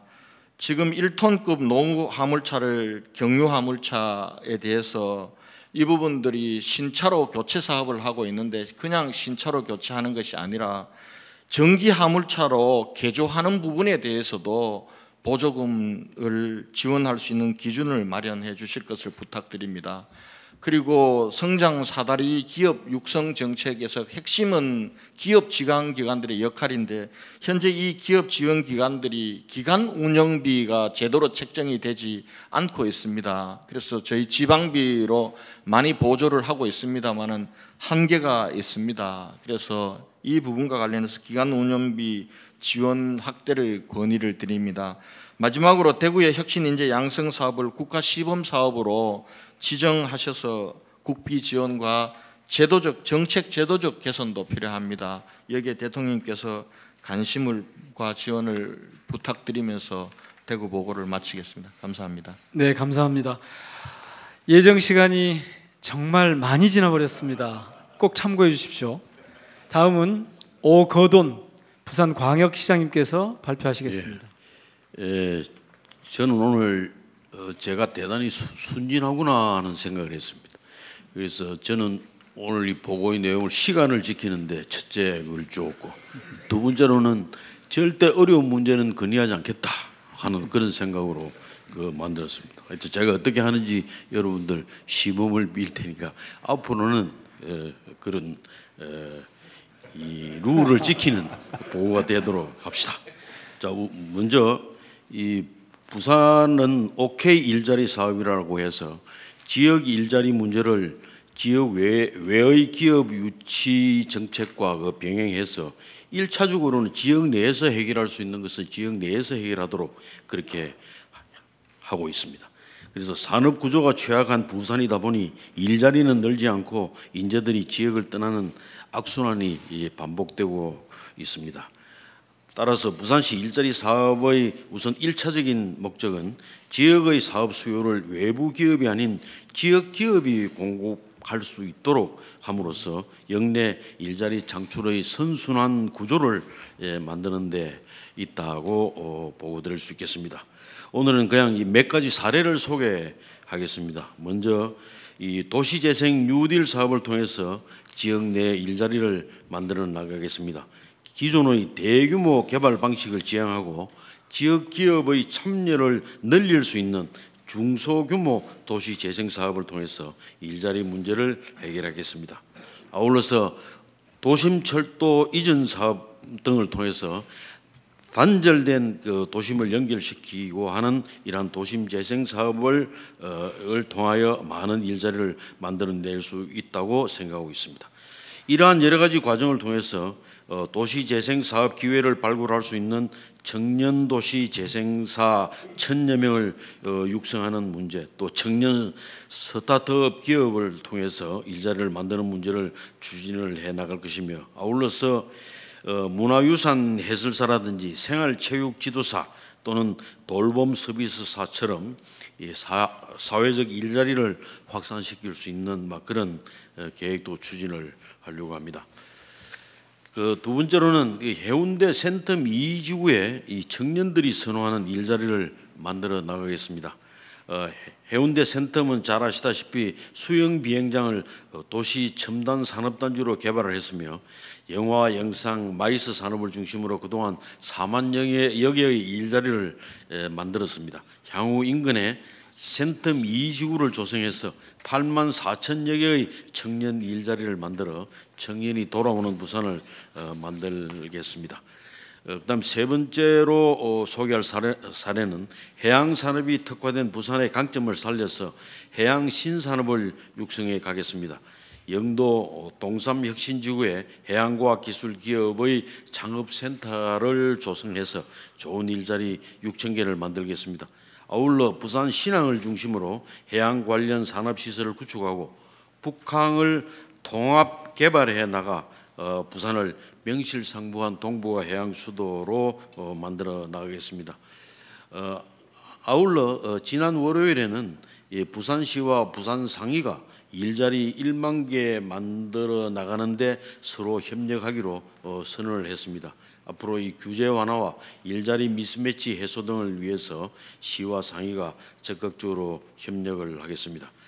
마지막으로 정책 제안 간단히 말씀드리겠습니다. 많은 사람을 만나고 현장을 다니면서 보고 들은 말씀을 그대로 전해드리고자 합니다. 먼저 청년들이 많이 힘들어합니다. 이 창업에 나선 청년들에게 힘을 주기 위해서 창업이 경력으로 인정되는 확실한 어떤 제도적 보완이 있었으면 좋겠다는 그림입니다. 두 번째로는 이 관광 서비스 업계에서는 일본과 중국과의 관계가 빨리 개선되어서 이 관광객이 더 많이 올 수 있는 관광 활성화 대책이 추진되었으면 하는 요청을 하고 있습니다. 그 다음에 이 영세 소상공인이 다수를 차지하는 부산의 특성상 이 지역별로 이 최저임금 차등 적용을 얘기하는 사람들도 대단히 많다는 것도 말씀드립니다. 또 이 계절적 수요로 집중 근로가 필요한 이 중소기업이 다수 포진하고 있는 부산이다 보니 이 노동시간 단축은 아주 절대적으로 필요하다고 하는데 공감을 합니다만은 이 탄력적 근무 시간의 기준을 지금 3개월에서 한 6개월로 더 완화시켜 주시면 좋겠다는 이런 목소리도 있습니다. 앞으로 향후 정책을 만들 때 함께 고려해 주시기를 부탁드립니다. 이상 보고를 마칩니다. 와, 오 시장님 감사합니다. 자, 이제 마지막입니다. 박원순 서울특별시장께 말씀을 듣겠습니다. 네, 제가 옆에서 이렇게 시도지사님들 발표 들으면서 대통령님 머리가 진짜 아프시겠다 그런 생각이 들어서 저는 요청하는 것은 최소화하겠습니다. 그리고 시도지사님들의 사업 계획이 저는 이게 서로 분절적으로 이렇게 진행될 것이 아니라 서로 함께 하면 효과가 굉장히 크겠다 이런 생각을 했습니다. 아까 우리 이춘희 시장님이나 이철우 지사님이 월급 주는 농민들을 만들게, 특히 청년들에게, 그러면 서울시에 사실 아직 고용되지 못한 청년들을 함께 하면 서로 협업의 윈윈 효과가 생기지 않을까 이렇게 생각이 됩니다. 그래서 지금까지 수도권과 비수도권이 이렇게 대립적 대결적 관계보다는 서로 협력을 통해서 할 수 있는 일을 많이 발굴했으면 좋겠는데요. 그게 이 균형 발전 차원에서도 그렇고 또 상생 발전이 이루어지지 않을까 이렇게 생각합니다. 그래서 이런 시도 간의 협력을 중앙정부가 좀 지원해 주시는 이런 게 필요하지 않을까 생각했습니다. 제가 지난번 삼양동 가서 이렇게 한 달 살면서 어떻게 이 골목이나 마을이 또 그 경제가 무너져 있는가를 아주 절감을 했습니다. 뭐 우리가 과거에 봤던 구멍가게, 양장점, 또 철물상, 뭐 전파상 이런 게 다 무너져 있었습니다. 그래서 이걸 어떻게 하면 골목 경제를 다시 복원할 수 있을까? 또 그것이 결국은 99대 1의 이 우리의 거대한 문제를 이 마을에서부터 해결하는 것이 아닐까 이런 생각을 하게 됐습니다. 저희 서울시가 고민하고 있는 거 쭉 계속 넘겨주시죠. 이미 첫 번째 말씀드렸고요. 두 번째, 그래서 이 돌봄 사업을 통해서도 이게 일자리가 정말 많이 만들어지겠다 이런 생각을 해서 저희들이 추진하고 있는데요. 아까 양승조 지사님도 꼭 같은 말씀을 하셨습니다. 저는 82년생 김지영이라고 하는 이분의 책입니다만 이분의 불행한 운명이 다시 생기지 않도록 하려면 돌봄에 관해서는 모든 틈새를 다 메워서 정부가, 중앙정부와 지방정부가 함께 해야 된다. 그러면 경력 단절도 막아지고 또 고용 인구도 늘어날 것이라고 저는 생각을 하는데요. 저희 서울시 같은 경우에 모든 출산 가정에 산후조리 도우미를 지원하는 한 5,000명, 또 노동시간 단축을 통해서 어린이집 보육교사의 근로요건을 개선함으로써 한 7,000여 명, 또 아이 돌보미를 채용해서 한 10,000명 정도. 이렇게 되면 아마도 여성의 삶이 달라지고 또 동시에 출산율이 높아질 것이라고 저는 그렇게 생각합니다. 그 다음에 이 소상공인이 지금 참으로 큰 문제인데요. 이 소상공인들의 어려움을 획기적으로 바꿀 수 있는 여러 정책을 저희들이 준비하고 있습니다. 카드 수수료를 거의 제로화하는 거, 이것은 홍종학 장관님이 이렇게 도와주셔서 지금 저희들이 구축하고 있는데 이게 연말이면 실제 들어가게 될 것 같습니다. 그러면 이게 오픈 플랫폼이기 때문에 뭐 서울시만 해당되는 게 아니고 전국에서 다 이게 가능해지고, 그 외에도 저희들이 고용보험을 확대한다든지 또는 서울형 유급 병가제도를 실시해서 약 100만에 이르는 자영업자들의 삶을 바꾸는 이런 저희들이 종합 패키지 정책을 시행하고 있는데, 이거는 뭐 다른 지방정부와 다 함께 공유할 수 있는 그런 정책이라고 생각됩니다. 그 다음입니다. 아까 제가 말씀드렸던 저는 마을 경제를 살리면 결국 그것이 이 지금 우리의 불평등을 해소하는 획기적인 전환이 될 거라고 생각하는데요. 보니까 서울시가 지금 이미 그 마을들에 시행하는 여러 사업들을 통해서 몇 조 원의 돈을 투자하고 있는데 그 돈이 결국은 외부로 다 유출이 되고 있습니다. 그래서 그걸 지역에 유보시키려면 지역의 마을 기업들이 이런 대부분의 도시 재생이나 이런 사업들을 할 수 있기 때문에 이렇게 되면 정말 이 선순환 지역 경제를 만들어낼 수 있는 것이라고 생각합니다. 다만 이게 가능하려면 좀 이런 마을 기업들에게 우선적으로 줄 수 있는 그런 조달 시스템의 개혁이 좀 필요하겠더라고요. 그래서 그것만 도와주시면 이게 가능하지 않을까 싶고요. 그 다음 페이지에 나오는 뭐 혁신 성장 부분은 중앙정부와 저희들이 함께 조응을 해서 실제 도심 제조업이라든지 또는 이 R&D라든지 문화 콘텐츠라든지 이런 저희들이 다양한 분야의 사업을 지금 이미 많이 진행하고 있는데 이런 거는 중앙정부와 함께 협력하면 그만큼 좀 더 많은 일자리가 창출되고 또 이 도심 산업의 경쟁력이 높아질 거라고 생각합니다. 저는 이 부분도 반드시 서울이 독자적으로 하기보다 지역과 함께하면 굉장히 큰 효과가 날 거라고 생각하는데요.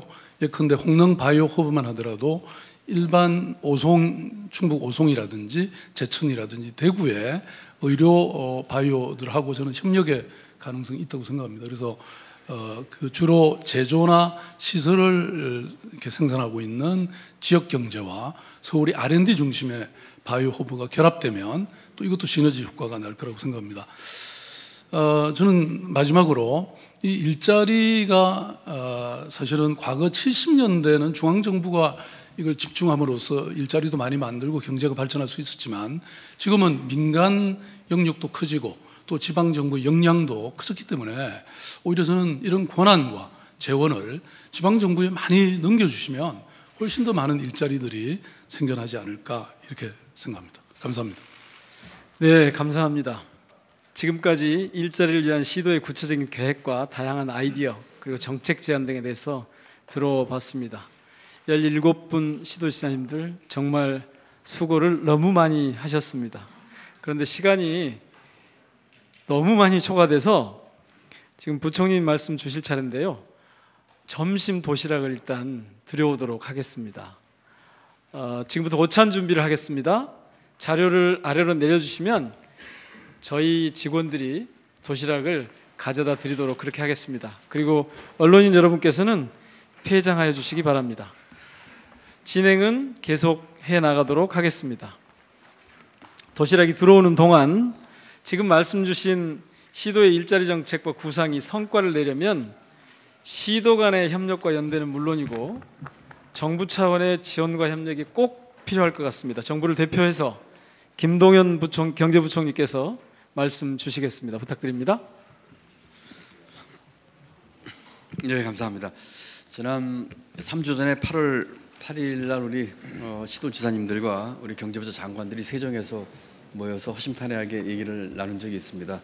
그때도 여러 가지 좋은 그 아이디어와 건의를 해주셨고 저희 경제팀에서 같이 고민하면서 여러 가지 지금 그 좋은 아이디어를 어떻게 중앙정부가 지원해 줄 수 있을지 하는 것들은 고민을 하는 기회를 가졌었는데 오늘 이렇게 다시 또 말씀 들어보니까 그때 나왔던 얘기도 있고 또 새로운 얘기도 있고 정말 유익했던 것 같습니다. 우선 첫 번째로는 마음이 좀 무겁습니다. 다 이구동성으로 다들 그 일자리나 또 지역 경제의 어려움을 얘기를 하셔서 마음이 무겁고요. 또 하나는 또 각각 우리 시도지사님들께서 또 지역 사정에 맞게 여러 가지 일들을 아주 의욕적으로 잘 하고 계신 것 같아서 감사드리고 저희도 중앙정부도 분발해야 되겠다는 말씀을 드립니다. 우선 말씀하신 내용들에 대해서는 첫 번째로 저희가 부처 간의 협의가 완료된 과제는 바로 조속히 추진할 수 있도록 하겠습니다. 두 번째로 여러 가지 절차나 또 관계 기관 간 사전 협의가 필요한 것들에 대해서는 바로 그 사전 절차를 할 수 있도록 저희들이 추진하겠습니다. 세 번째로 조금 중장기적으로 추진하는 게 필요하겠다는 과제들도 일부 있습니다. 그런 것들도 거기에 맞춰서 같이 하겠다는 그런 말씀을 드립니다. 개별적으로 지난번 8월 8일 날 주신 것들과 오늘 주신 것들은 제가 따로 좀 정리를 해서 각각 우리 시도자님들께 답을 드릴 수 있도록 개별적으로 전부 피드백을 드릴 수 있도록 하겠습니다.